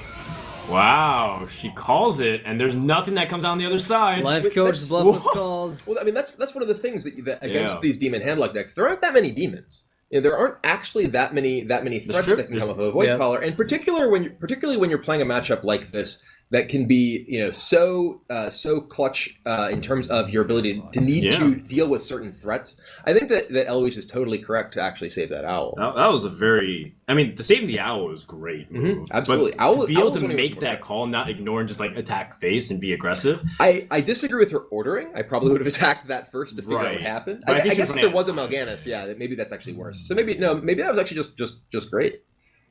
Ends up working out fine, and Life Coach is now... He's getting more intense by the turn. Yeah, I mean, you can coil right now to actually figure out what comes out. If it's a... Healbot's not a bad card, but with the Molten in hand, you're not about to use that anytime soon. Gang Boss will come out. You get away with playing an Ancient Watcher. There's a little late little late. to the party. Mal'Ganis drawn Yeah. right afterwards. It looks like we are going to see that Ancient Watcher come down with Sun Fury Protector. I like this a lot. I mean, it's going to at least weaken the board from Eloise and allow the Hellfire to do what it does best. So, kind of liking this. Yeah, this is probably going to provoke Implosion. Yeah. Although I think tapping is perfectly reasonable. We'll see what happens first. Gang Boss? Oh, okay. I was like, wait, I'm what? pretty sure it's a very clean trade no matter what outcome it is. And ultimately, the 2 versus the 3. The 2-plosion here is actually a pretty big deal. It is. I mean, she would likely actually probably want to attack in with the what's that guy? Void Terror. Void Terror. Then attack with the Imp. But, But I think almost any kind of circumstance, Hellfire would be problematic. Yeah. So in the end, it somewhat didn't matter because the Imps, of course, won't do anything. But the Void Terror, even if it got an optimal trade, would still at best be a 3/3 against the 2/3. So I think in this scenario, Implosion was somewhat inconsequential as long as it just happened. So this might provoke a response. Life Coach is not in a position to Hellfire and then play a Molten Giant, I believe. No, he's going to be a little short mana. He's He's going to be one mana short. And even then, you might still not feel like you can get away with not playing the Molten Giant because What about just Drake trade into the Void Terror? You can taunt it afterwards. Is that ever a play, or is Hellfire mandatory right now? Because, I mean, the Drake does put up a really big body on the board to use as trading, and you can also combine it with the Molten with Sun Fury. It's a tough position because if you attack into the Spider and then Hellfire, you're actually still leaving your opponent with 3 power. Right, play. exactly. You're going down to 14 from Hellfire alone. Yeah, so you'd be on 11 technically, and possibly less than that. But you're also past the mana turn point where He's panicking. You can taunt and heal. That's one of the things that you have to always be careful of. Is Life Coach playing 2 games at once? Wait, he didn't Sun Fury. He's saving Sun Fury, I believe, for Molten Giant, Yeah. which I definitely appreciate. And here, I mean, this could potentially bait out the Owl from Eloise. I doubt it won't. I imagine, it will not. I hope it will not for her sake. But Life Coach is not happy. Was there a misplay that I missed? it looks like he's sort of calculating things, talking to himself, shaking his head. He is the definition of mad scientist. His intensity when he plays is incredible to me. Yeah, I mean, it's fine because Eloise's not in the room. He can talk as much as he wants. He can also just talk in German, and Yeah. that you understand. And she might just do the Chinese, right? Well, they're taking a very long time on some of these turns, but for very good reason. This is the tournament life on the line. Oof, and the owl does come down to take out the... I'd be afraid of a Shadow Flame if I didn't owl this. It would be even worse. That's That's fair. That's fair. I mean, Hellfire is still a problem. One thing that Life Coach does do is if Eloise attacks fully into this, he can do Hellfire plays. Right, but because she's actually... She's not. She's she accounting knows for handlock. Hellfire. Yeah, she's accounting for Hellfire. You told me she was a pretty proficient handlock player, and this kind of shows right there. Just she knows when somebody goes all in and gets punished. Handlock is actually one of the decks that is probably the most important to have familiarity with, to play against. I actually remember my my very first tournament that I played in after I sort of started playing, where I played against, I believe it was Nyria playing Handlock, and this was back in last year of standing. He just crushed me 3 games in a row, and he messaged me after. He's like, "You haven't played against Handlock much ever, time." right? I'm like, actually, never. Yeah, it's a very surprising deck the first time you run into it, but then as soon as you know there are gimmicks, it's a little easier to predict. I mean, it's so hard. Yeah, it takes a lot of getting used to, just in terms of understanding the various health and mana flashpoints that are important for the various giant combinations. I think on the other side too, Handlock's one of the hardest decks to play in Hearthstone, and it forever will be. Perfectly, because of how much it dances with disaster with the health lines. You always are in danger of dying, so you have to know the metagame like the back of your hand. So here, not playing... I mean, he didn't want a Dark Bomb, is my guess. He definitely wants a Sun Fury. Because if he wanted to Dark Bomb, obviously popping the Spider first was correct. Oh! Whoa, That man. is potentially really scary in about a turn. Because of the idea that the imps that Oh get my buffed- God! Wow. I don't know. I mean, I think Implosion might be Implosion is better. better. I agree that Implosion is better. I think that Now that I think of it... Eloise is in a position where she can attack her spiders in, and then Implosion the 4/5. the Watcher, and then she's going to have a huge amount of potential demons threatening for the next turn. Right. And even if they're 1/1s, right? It doesn't matter. Her opponent just used. They're 1/1s for now. Yeah, they're 1s for now, exactly. Just hold your breath. And Life Coach did just use the board clearing effect. Well... Okay, so. I mean, the Molten is still troublesome because it does go through... like, that's 3 M's dead. Oh! That is Eloise's second 2-plosion of the game, which it hurts in particular right now because it actually costs her multiple imps. Not only does it give her fewer imps, but she has to attack in with the additional one here. Right. Yeah. And Hellfire actually a is, pretty like, I mean, huge Shadow play. Flame is kind of scary here as well, right? Because the attack into the Void You Walker... can't play around Shadow. Yeah, of course, think it's too late. You're basically all in at this point. Yeah. And Oh! Wait. That's 6 damage left. If Life Coach goes for this, That's really big. yeah. So attack, Shadow Flame, 2 imps spawn, Molten Giant Defender. I mean, Molten Giant anti-heal bot even. Yeah. That's bringing you up. Anti-heal bot is probably good enough. wow, these have been a couple of huge swings in these turns. Actually, you would go anti-heal bot Shadow Flame, or would you rather keep the? Because you could keep the 2/3 and. I don't know, which one is more relevant? 3/3 is better. 3/3 is better. Yeah. Yeah, you can just attack. I wonder if he's actually just going to play the Defender now. He could play Defender and Healbot. which is way Actually, worse. right now it's bad. Well, it's way worse against Mal'Ganis, but it looks like it's a very strong play in general. If Life Coach does this, he's signing his own death warrant. It's not a total disaster, but it ends up going quite. And it looks like that's the play he's going for. Maybe he actually casts Shadow Flame afterwards. Yeah, he can cast Shadow Flame on Defender of Argus afterwards. And it looks like Oh man. Mal'Ganis. So does Mal'Ganis do a lot here because he's gonna spawn imps that are smaller? The thing is, there's no answer for Mal'Ganis from Life Coach's or Eloise side. I think. Yeah, there's Dark Bomb. So Mal'Ganis. Yeah, snap play, but it's a disaster, but not a complete one because Life Coach still has a way to deal with it. It's not as though the board was white. He actually can clear this Mal'Ganis off the board with the Dark Bomb or Shadow Flame. Right, Dark Bomb's probably going to be preferable. Shadow Flame will be the ultimate answer. Shadow Flame may actually, no, he probably won't need the Shadow Flame because those imps will just be 1/1 afterwards. So. Yeah, the threat is not big enough. Think about how different this game is if Eloise hit even 3 on that implosion. She has 2 more imps in play. Mal'Ganis stays alive. And Mal'Ganis she's able to clear the entire board and Mal'Ganis lives. Alright, so we'll see what Life Coach does. Whoa! That's That's really big. There's a lot of 9-cost demons just hanging out. That's in a this really game. big They're everywhere. draw. In the next couple turns here, the weird thing too is that like Life Coach can't do anything else. Turn outside of the Dark Bomb. It could tap if he wants to. I mean, yeah, so he's gonna most likely tap. Yeah. Are you afraid though of the Doom Guards and the POs? You haven't seen. You've seen one PO. You're fine. Yeah. You've seen one power overwhelming. I say you go for the tap. 15. Most likely you can pick up mid-range mini. He still has to hit Sludge Belchers and other cards like that. Do they get played in that deck? Yeah, of course. Okay. You don't Don't play play. like Sludge Belchers. Don't try that at home, kids. There's mountains. Yeah. So it looks like, Life Coach can trade his board. Ooh, okay. Well, this actually gets a lot better now. He can actually play the Defender of Argus if he wants, and trade attack just the heal bot into Mal'Ganis, Dark Bomb, and then kill one of these minions, or just go face. Pretty good top deck for Life Coach. Yeah, that was an excellent draw on Life Coach's part. So I think Eloise is stuck like hoping for Dr. Boom. Yeah, she's in a really bad position now, particularly given the Mal'Ganis and Jiraxis in Life Coach's hand. Okay. That doesn't help nearly as much as she wants, but it's something to play at least. She can tap, so like now she can tap with. She can play Void Caller and Defender of Argus and then tap, and then at worst the Flame gets pulled out without doing the damage.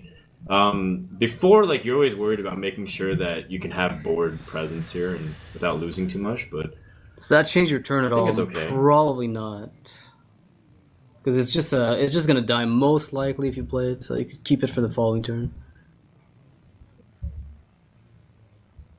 Yeah, I don't think the juggles actually change anything. Here, no, they really don't.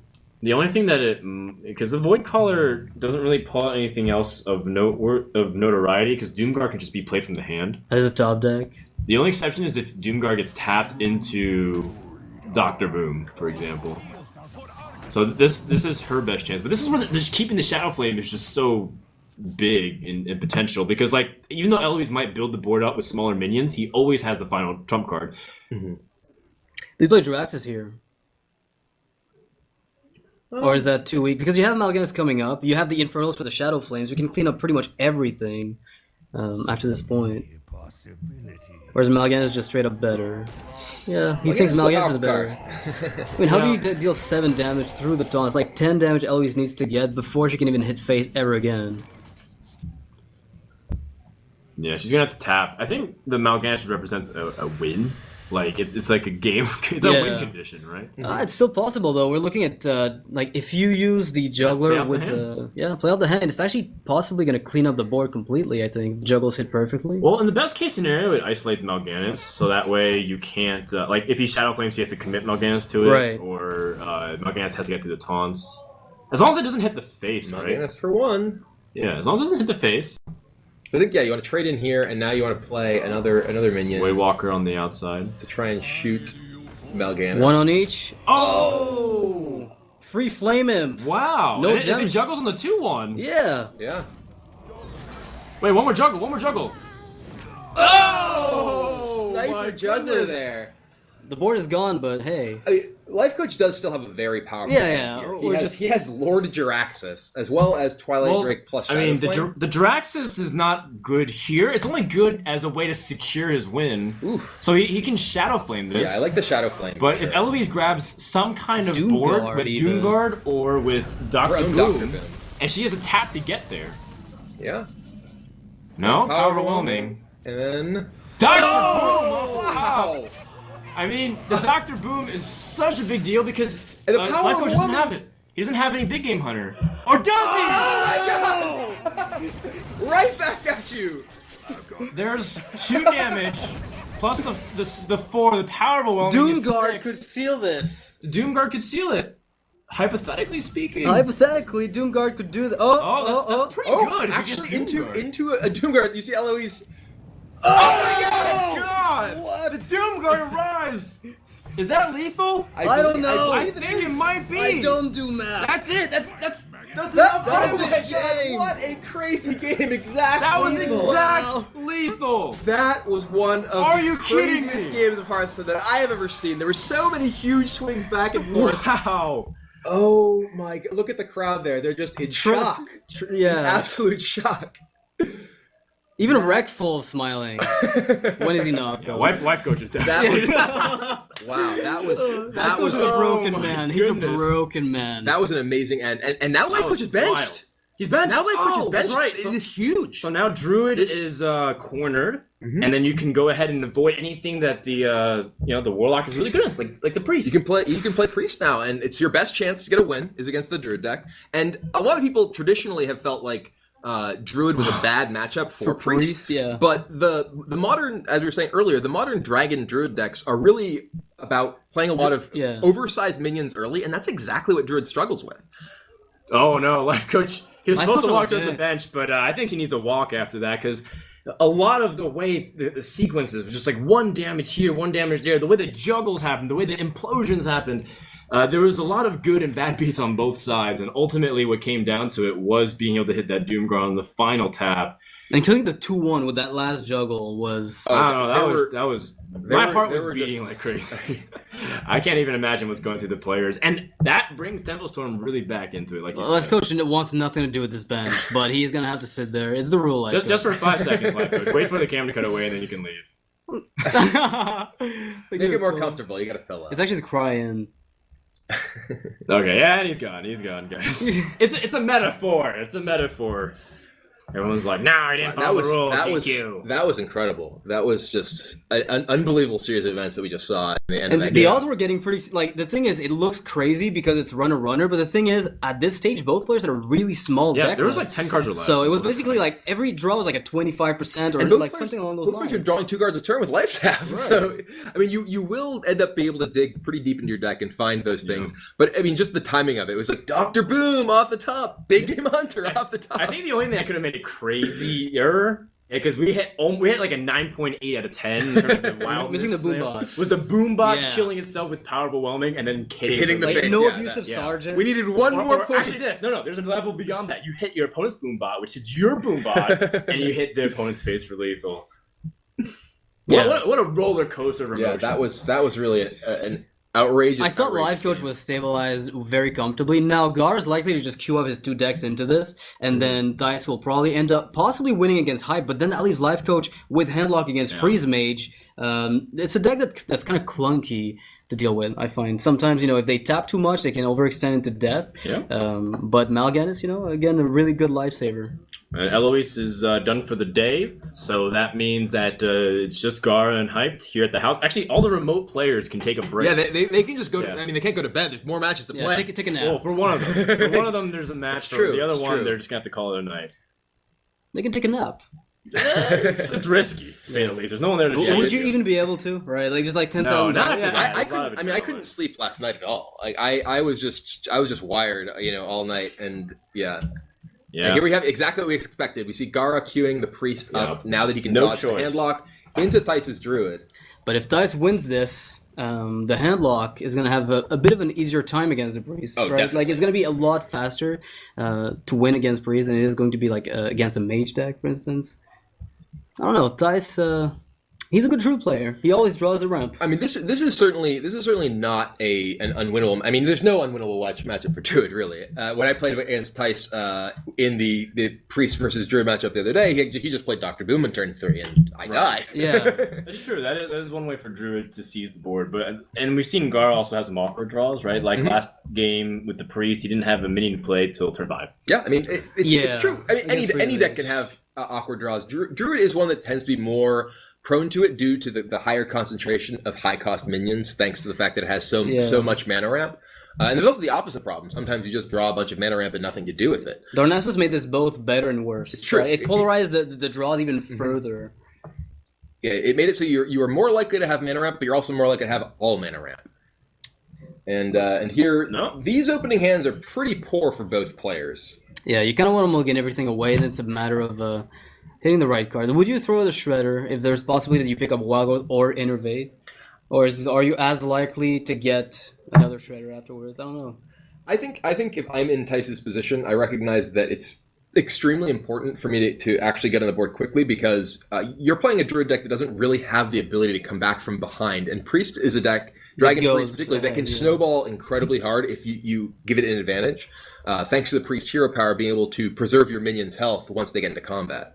Yeah, probably just going to go ramp here. I mean, it's kind of what you always do. They're going to check out whether or not their opponent's mulliganed anything. This is actually something, by the way, if anyone from Blizzard is watching this, make it so that players can't see how many cards their opponent's mulligan until the mulligan decisions are over. Like it is crazy to me that we have to sit here and wait for both players to mulligan, even though I'm sure they know what they want to mulligan, because they want to get the information and don't want to give information to their opponent. All right, the ramp was picked up. I think he kept the Shredder, though, in mulligan, from what I gather. And this is not a good draw from Gara. Gara's draw is all high cost minions. What he's really looking for here primarily are Wormrust Agent, either Blackwing Technician or Dark Cultist, depending. I believe we saw Blackwing Technician from his deck. Yep. Those are your big turn 2 and turn 3 minions, especially along with Valen's Chosen, are your absolute best chance to actually beat Druid. And nice. now this is a great draw from Tice. Yeah, Tice, he actually has a reputation of never not drawing well. Right, He yeah. always has it.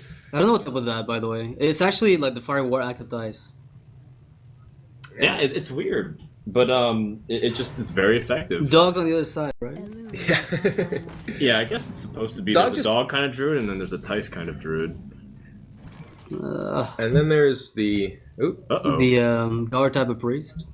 Yeah, we saw Gar's Priest earlier, today. Where He played fantastic in that he game. played excellent and he drew very badly. Yeah. But here, it's a lot harder to catch up in the matchup against Druid than it is against Freeze Mage. Yeah, If there's You're under no a Shadow lot more Word Pain pressure. here, there's gonna be even with Shadow Word Pain stuff. this is a pretty crushing moment because it's if this druid wins, you have to play Handlock. Yeah, this is a really big game, and right now, I mean, you even see it in Gar's face. He is just really unhappy.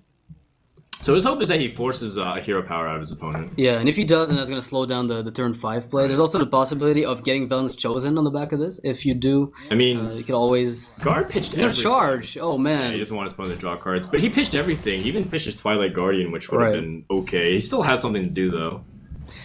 Oh wow. The Dragonkin Sorcerer's not bad here, and Yeah. he is building to a Blackwing Corruptor next turn.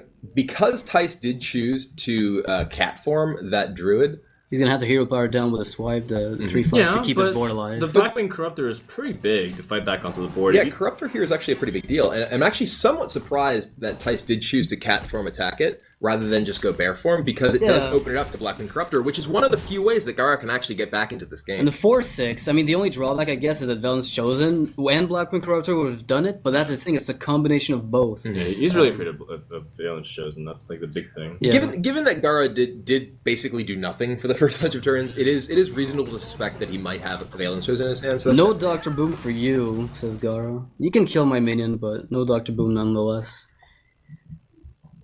Yeah, he's gonna be that's well equipped though to deal with it because the Drake powered shield lets him get a Nova for 3 damage. So yeah, I'm not disliking Gar's position. It was really horrible and it's still kind of flimsy, but he can come back in this game. He has Light Bomb too. That's Oh, yeah. something that does impact Druid a lot because they're not really known for minions that have too much more health than Attack, yeah. The only exceptions are Druid like Keeper of the Claw. Grove, Druid the Claw. Druid minions, and then all the other ones are They're usually kinda, even statted. yeah. Ooh. Oh my goodness! Wow, a second corruptor pickup here. That's for Gara. huge. This is a gigantic tempo swing. Into another Darnassus Aspire. And he's actually able to powered shield this one, which is going to make it. Oh! Speaking of big swings, that Oh my goodness, that's so big. yeah, that took Gara's Tyson's Black Corruptor- Tyson's a little bit grossed out. He's like, wow. is this really Hearthstone like competitive tournament? Yeah, that was really unfortunate for Gara there. He had a great he had a great way to get back into the game, but is alright. kind of in trouble here. Yeah, unfortunately that Chilla- gets silenced. Yeah, but you have a chance when you pick it up. You consider it definitely. Yeah. It incidentally counters Boom if the opponent attacks into it, but it was meant for Patron. What's really funny too is that the TGT game board is supposed to cheer for you when you're winning, Oh, and Gara's board was cheering. oh, was it? So- Well, he played a huge minion, so Yeah. he thinks he's winning. the game thinks he is. All right. Also, he played a dragon, and Yeah. well, 4 damage Boombot to the face. It will be considerable. I mean, you could always just Drake Rat to finish it off. 4 damage again. oh wow. Gara is not getting the best of things this game. Even Thais is He grossed can out. now you can Drake Rat that for 4. Yeah, I and would then probably hit do the that for face. 7. I wonder if that allows him to win next turn. Oh, Yep, it does. yep. It does. There's no way you can actually stop this. Yeah, there's There's zero way. Light Bomb heal does nothing, so There, Gara I down don't 5 even. life. I mean, with that kind of sequence, I'm not even sure if the Blackwing Corruptor staying alive would have truly made a difference. I think it might have actually helped a lot because you could use Nova with the Blackwing to kill Doctor Boom's body. He ultimately so... needed a taunt. Oh, you could have killed Doctor Boom much more easily. That's true. Yeah. Maybe would have been the case, but that's just gonna wrap it up. Tice turn 9 combo, and there's really nothing Gara can do about it. Textbook Druid gets the ramp and rolls you over. Although Gara's hand was absolutely horrendous. We saw no Whelps, no Worm Station, no 3-drop either, so Yeah, everything was a very slow start for him. It's also like sort of his fault though, because this is why like Kalento and all them like run 2 Shrink Meisters, like, so Yeah. that way they get that I mean, consistency. we do see the Confessor Peltris just Yeah. sitting in his hand from the opening turns of the game, and that's a card that's very dedicated to winning control matchups and can really punish you if you draw it early against aggressive decks. I mean, that also could be its ticket to winning his hand lock. It's true. It's true. That may Great be point, yeah. one of the things that priest decks often run into problems with is actually beating the card Jiraxis. And Confessor Peltris is one of the ways you can do that. You It can does it actually amazingly. You can actually get to the point in the game where your opponent has Jiraxis, and you are doing more powerful things because you're activating Peltris. That is a possibility, Feels so but short again, this is gonna be a really tough spot. He wasn't going. Okay, so the Hunter can still beat the handlock for sure. So the Freeze Mage is always kind of iffy. The only thing that really hurts is the Priest. And I think in this scenario, Gara going with the Priest immediately, just not being able to get the draws, definitely feeling pretty bad. But I have to kind of chalk it up to the fact that this is how he built his Priest deck, and it is definitely more inconsistent with some of the... Yeah. What do you think about Blackwing Tech, by the way? A lot of people say you might as well just play Cultist and cut the Blackwings and add other cards because it's a minion-heavy priest deck, and there's really no value in keeping a card that needs dragons to be enabled on top of all the rest you already have. I think that I played Cultist in my priest deck All right. over Blackwing Tech here. I've played some with mixes as well. I think that in some cases you actually want to have more early 3-drop minions because they are so good at pressuring things like Druid and things like Patron. They're among your best cards because you're able to get in the board quickly. Okay, so the goal it would be like the secondary 3-drop you put in, not the primary one. I think the put it that Cultist way. in general is more powerful. It is weaker against Piloted Shredder and Deathspite, at least the front end of the Deathspite. Though if you do have minions in play already, Cultist is actually going to be stronger in many of those cases as well. Makes sense. All right, cool. I have my resident expert on Dragon Priest. I can just consult on you whenever I need to build a deck. Life Coach has been unbenched, so True. this is the opportunity. You have to beat Life Coach 5 times. That the Handlock has to lose hunter. this 5 times. It's 3 times. 3 times. 3 times. Oh, you mean He- total of 5 he- times? Total of 5 Sure. times. He's already lost twice, and that's just like really hard to ask for. I mean, this is definitely tough because the priest is going to very much struggle here. We did see that Gara has the Confessor Peltris, which we talked about, But I don't. There was a light bomb, I think, in his deck that we saw in the Freeze Mage game that never got played. I was laughing about light bombing the Acolyte. So he has a light bomb, which helps a lot against hand block. Yeah, light bomb's huge there too. Yeah. So I mean, it's not an automatic loss by any means, but it is definitely one of the toughest matchups that Dragon Priest has to face. All right, Gar's gonna go for it right now. Okay, so you know what? I think they're just going for. They're like, we got to win this eventually. We have to win this eventually. So rather than waste our time. Frankly, in particular, in an event as long as this, for both teams' sake, I actually think this is a totally reasonable option. Right. Yeah. During the normal season, when game wins were the tiebreaker for ultimately seeding in the final round, That's different. It's different. Here, you just have to win. You're playing to win or lose, period. There's a lot of tools now that I think about it. Vol'jin also is a reasonable way to deal with threats. And with so much board-centric early game, like, that's reasonable. Yeah, no, Vol'jin is another one of the excellent cards that Dragon Priest does have access to. Do you keep it in your opening hand just because it's hand lock? I think you might. I think that I would yeah. keep Vol'jin and mulligan the other 3 cards here because Northshire is one of your tickets to win, but the card draw, I mean, equalizing, but it's also not very high pressure compared to some of your other tools. It's also not a card that you can really take advantage of very well in the early game. Right. It isn't like you're playing against Zoo where you can attack into minions and heal it, or Hunter, things like that, where it's actually able to contest the board. But it looks like Gara does choose to keep the Northshire Cleric. He's got the death. I think what the Cleric at least does is if he has Valence chosen, it's not a dead card. It's true. So he has opportunities to bump into stuff and heal. Punish his opponent for being too greedy. I mean, is there ever an argument to throw it down on the board turn 1 just because you cut off the first life tap? It is. I mean, your opponent can still just life tap. Okay, that's 1 free damage then. It is true. You get them good. Yeah. Dragon in the hand. Gara could play the Cleric here to force his opponent to either decide to life tap or to Dark Bomb and throw off his turn 4 play. But I mean, Cleric isn't really particularly threatening in this sort With of Valence Chosen coming up, it would be, but there's an Owl as well to negate that completely. And you could also play a Giant into it, which would contest it unless a Shadow Word Death shows up. Oh man, he's healing his opponent from Moltons. it's pretty, Life Twitch gritting. pretty interesting. Like, thank you. If he's too off lethal at the end, I will. This is interesting because this is actually... Well, actually with Handlock, you can't ever truly evaluate that. Because the 2 health that you get is also 2 health that you couldn't play Molten Giant. And there's a lot of... Yeah, you get down. Well, it will matter if we see Molten plays. It significantly changes the dynamic of the game enough that you can't just say, "Oh well, 2 damage off lethal, you shouldn't." Yeah, be it's nothing, right? Exactly. I'm actually a little surprised by that play because there are a lot of decks where I do feel like it's important that you are able to cut your opponent off from the ability to effectively play Moltons by not damaging them. But I've actually found that the Dragon Priest deck does need to play pretty proactively in order to actually keep up in this matchup. Yeah, or he wants to play Frost Giants. I don't know. Like, maybe you just hero power. You heal yourself. What if? What if it doesn't count? Have you tried? It does. Okay. This is how many times you've used your hero power. If he's going to heal his opponent again, he's just really determined. So what he's going to always do is The just light shall burn you. Well, in that case, I don't mind getting burned once in a while. The Drake is a bit more threatening than the Giant, but then again, there's 2 deaths in Gara's deck just from what we saw played earlier. So you might want to go for the Drake. Generally, I'm more scared of Twilight Drake than I am of Giants for that reason. Yeah, exactly. We do know that Life Coach doesn't, but that there is that Vol'jin waiting in the wings to potentially take out that Twilight Drake and get a lot of value off of it. Yeah, and then he's going to be forced to play the Giant, which Gar incidentally has a Shadow Word Death for. Well, he might even owl the Vol'jin too because it's like a 6'10" or 6'9". Like it's like way too big. It will be very difficult to deal with. 6'9" is like threatening. Yeah, To the I'd point say where, so. you can't actually you can't play mid-sized minions reasonably. It trades with almost everything. Priest heals it up giant. every single time, so Yep. there's no way you're going to be able to get it off the board for a while. So the Drake here is the better play overall.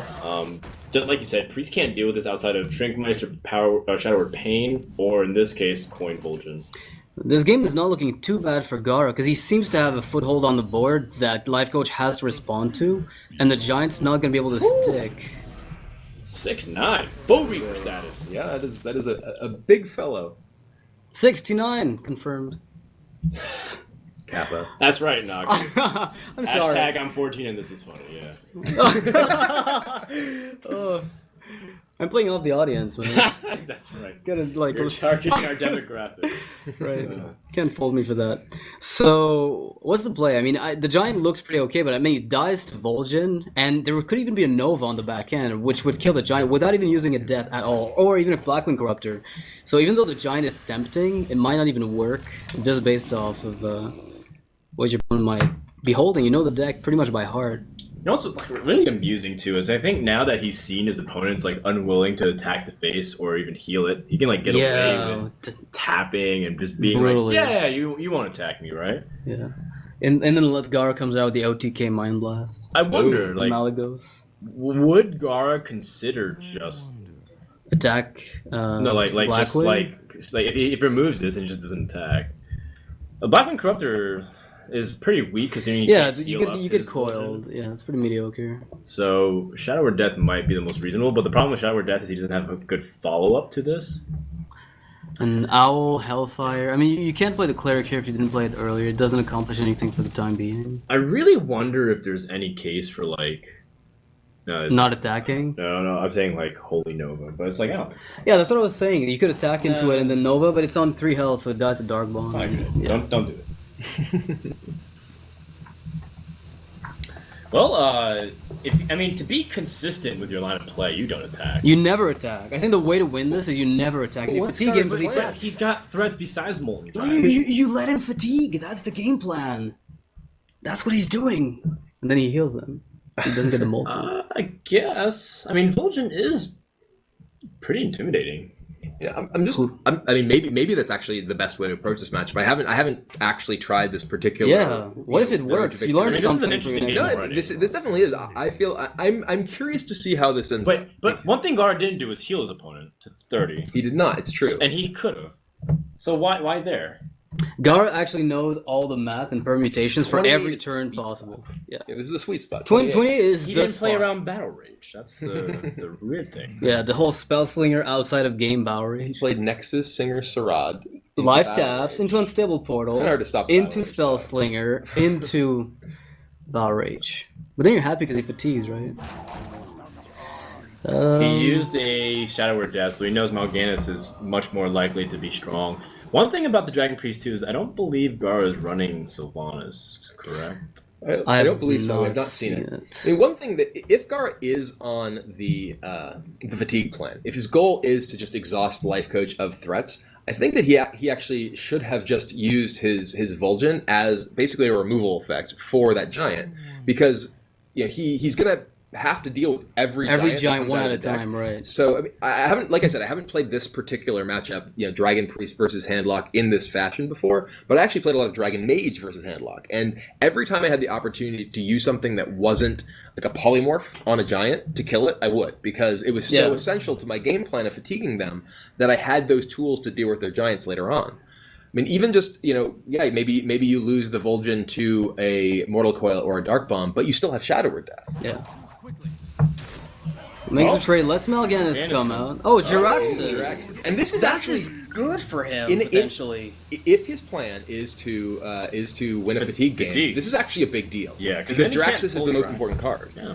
Then all of a sudden the Infernos won't be coming out. Jiraxxus is one of the reasons why he's Priest favored loses against all the Priest. time. Jiraxxus is the single biggest reason, in fact. Yes. On top of Twilight Drakes and big non-stop 8/8s and and everything else. Specifically with this game plan, yes. It's just Jiraxxus' ability to generate an unending line of threats is really what's so threatening in terms of the late game power of Handlock. Yeah. And the good thing now is that I guess the fatigue plan is moving forward because he coiled your owl. Although it's still a very without a light bomb very soon from Gara, this looks like you just escalate into almost automatic loss. I don't know. It looks really dire. Yeah, there's no way for him to keep this Cabal Shadow Priest alive unless he wants to let Thorson live. So it seems like he's going to have to just kill this off and then... The only way would be to top deck really hard with the Northshire heal and then find Shadow or Death, but it doesn't look like something you'd ever want to do. Again, I think it's just so important that he has those deaths as well. Yeah, he has them, so... I think that it's very important that he, again, uses resources that aren't Shadow or Death to deal with things like Thorson as well. So he expects to force opponent to play everything but Moltons, and then with 2 less threats, taken out from just being overhealed, Life Coach will never be able to go in for damage. But does that imply that he's playing double Light Bomb? It could be. It feels like that's one of the implications of that. And I like this play from Gara here, using the Corruptor to take down the Emperor and healing himself up. Yeah, Definitive Argus punishes this pretty severely, Yeah. but what can you do, really? I'm gonna like this Dr. Boom play pretty soon too. It's one of those minions where Play Mal'Ganis and buff Draxus. yeah, you're gonna prompt a light bomb from your opponent. If you're in Life Coach's position here, you have to be basically trying to plan for what game that Gara seems to be playing, which is a resource denial fatigue plan. Okay. And yeah, Mal'Ganis here pumping Drax. Against Light Bomb, this is pretty weak, but you're forcing a second death, which means your Doctor Boom is likely to work out. How does Light Bomb interact with Mal'Ganis and a minion? They deal damage to themselves first, and then they stay at that health if it's as big as their max health. But in this case, it would basically bring Draxus down to 3-7. Okay. So Chillmaw is his best bet here to be defensive. His opponent already did use 1 Owl, and Chillmaw is a 6/6, so it could actually kill the Mal'Ganis. You could also find the Death. That's another option. Or a Light Bomb. Oh man, I mean, that's rough. It really does look like Gara is being pretty heavily punished for using his Death early in the game when he had an opportunity to trade off his minion. Yep. I think Blackwing Technician is okay. I mean, Twilight Whelp is a dragon in itself, which might be the case where you have to hold on to it for Chillmaw and the Twilight Guardian to have impact. So the thing is, now you're asking yourself as Life Coach, am I overplaying into Light Bomb here? Like, is he trying to get me to play into it? So I just hold off the... I don't think so. I think that kind of board it would have been played. Okay. But one thing he can be for sure certain is that his opponent doesn't have Shadow Word Death. Yeah, that's for sure. If Life Coach makes the trades, then he opens up his board to possibly like a Spell Damage Holy Nova. The Drake would be dead, so there would have to be a Valence Chosen plus a low cost minion plus Nova, which is like a really unlikely streak of events. Well, killing out the Drake's pretty important just for the spell power. I think he's hesitant to play Dr. Boom for the Light Bomb reasons. Yeah, that's definitely what is going through his mind right now. He's like, I need to have a second life against Light Bomb. It's like his board is definitely threatening enough. He doesn't need it. It's 14 points, 15 points on the board now. Or, just kidding. 14 points. No, wait, just kidding. 16 points. Just kidding. 17 points. Do we keep ramping? 16. Okay, 16. 16 points. Yeah, dig for those answers. I mean, worst case scenario, you drop the Chillmaw, right? Like, what's the alternative? I don't see anything else that you really can do and hope that it works out. I mean, even Light Bomb here isn't that good. Yeah, I mean, it will, however, kill Mal'Ganis, which is probably the reason you want it. You've eliminated one mountain. The Moltons you don't expect to see play anytime soon. Mm-hmm. So Doctor Boom is really the only next threat that you have to deal with. You've seen the Owl, I think. Coming down early, so there's probably not going to be a second one from Life Coach. So Chillmaw is not going to get silenced. He has 2 opportunities to draw if he wants to really go for the Shadow Word Death or Light Bomb. All right, another defensive line for Gara. I still think that Chillmaw is slightly better. Because it gives him the ability to be defensive. Like, maybe he can get Holy Nova to... finish off the board, right? Like, clean up what's left. Right. It already kills the Defender. It's going to damage the Ancient Watcher. If you get Valence Chosen, you might be able to make something happen. Sunfire Protector number 2 doesn't really help Life Coach here. He still is hesitant to play Dr. Boom for... You just want to overcommit. So you double trade. Would you trade Diraxis in with the 2/3 and keep Mal'Ganis super healthy? Well, that's a way to put it. It's not that healthy, but it is relatively healthy. Or do you expect it to die anyway to the Holy Nova with the Blackwing tech? 4 health is still pretty reasonable against Priest. Yeah, there's not that many things that really punish you for 4 health. You can even taunt up Diraxis now. And Mal'Ganis. Well, actually, no, it doesn't matter. Yeah, it doesn't matter. It still dies, yeah. Maybe you push... But you do put Mal'Ganis out of the Nova... no, never mind. I lied. Noxious Lion. Well, this is a little awkward. Shomon's doing some pretty good work. You know, here. if Gar's plan actually works out, that has to be pretty fantastic. Because if this works out for Gar, he's a genius. Yeah, I'm but actually if it loving doesn't, this. he looks like an idiot, which is right now looking like the latter. Yeah, that's a lot of damage taken right now. But it's always easy to say it on this side of things. Yeah, pick up the light bomb here, and I think he's actually in a fantastic position. What would be quite good. Yeah, light bomb here would potentially Draw just be twice. game Draw winning. twice for it. No, not not light quite. bomb. What do? Do you just heal with the cleric? It's like basically all in on light bomb. Or do you just play all the taunts and get Shadow Flame and lose the game? I think that Nova would actually allow you to kill Mal'Ganis, right? Like, assuming the boom bots don't ruin your day. Your Holy Nova only does 2 damage. right. He doesn't. No, it does 3. There's a Villain's Chosen. No, it's No, only that's only a that's a- powered shield. Oh, Borrowed Chill, you're right. Never Only three mind. power. Notch Slide again. I keep lying. It's okay. Don't worry. I do that all the time. He needs to draw. Yeah, he needs to draw every, like... It's like a 1-outer. I don't know if he's got one card, like, or 2 light bombs. That's the question, right? With the He can Confessor easily Paleface, is pick that up second a light bomb hard dragon. to slot in? I And if he mean, can, he's gonna play 2 taunts. Is it?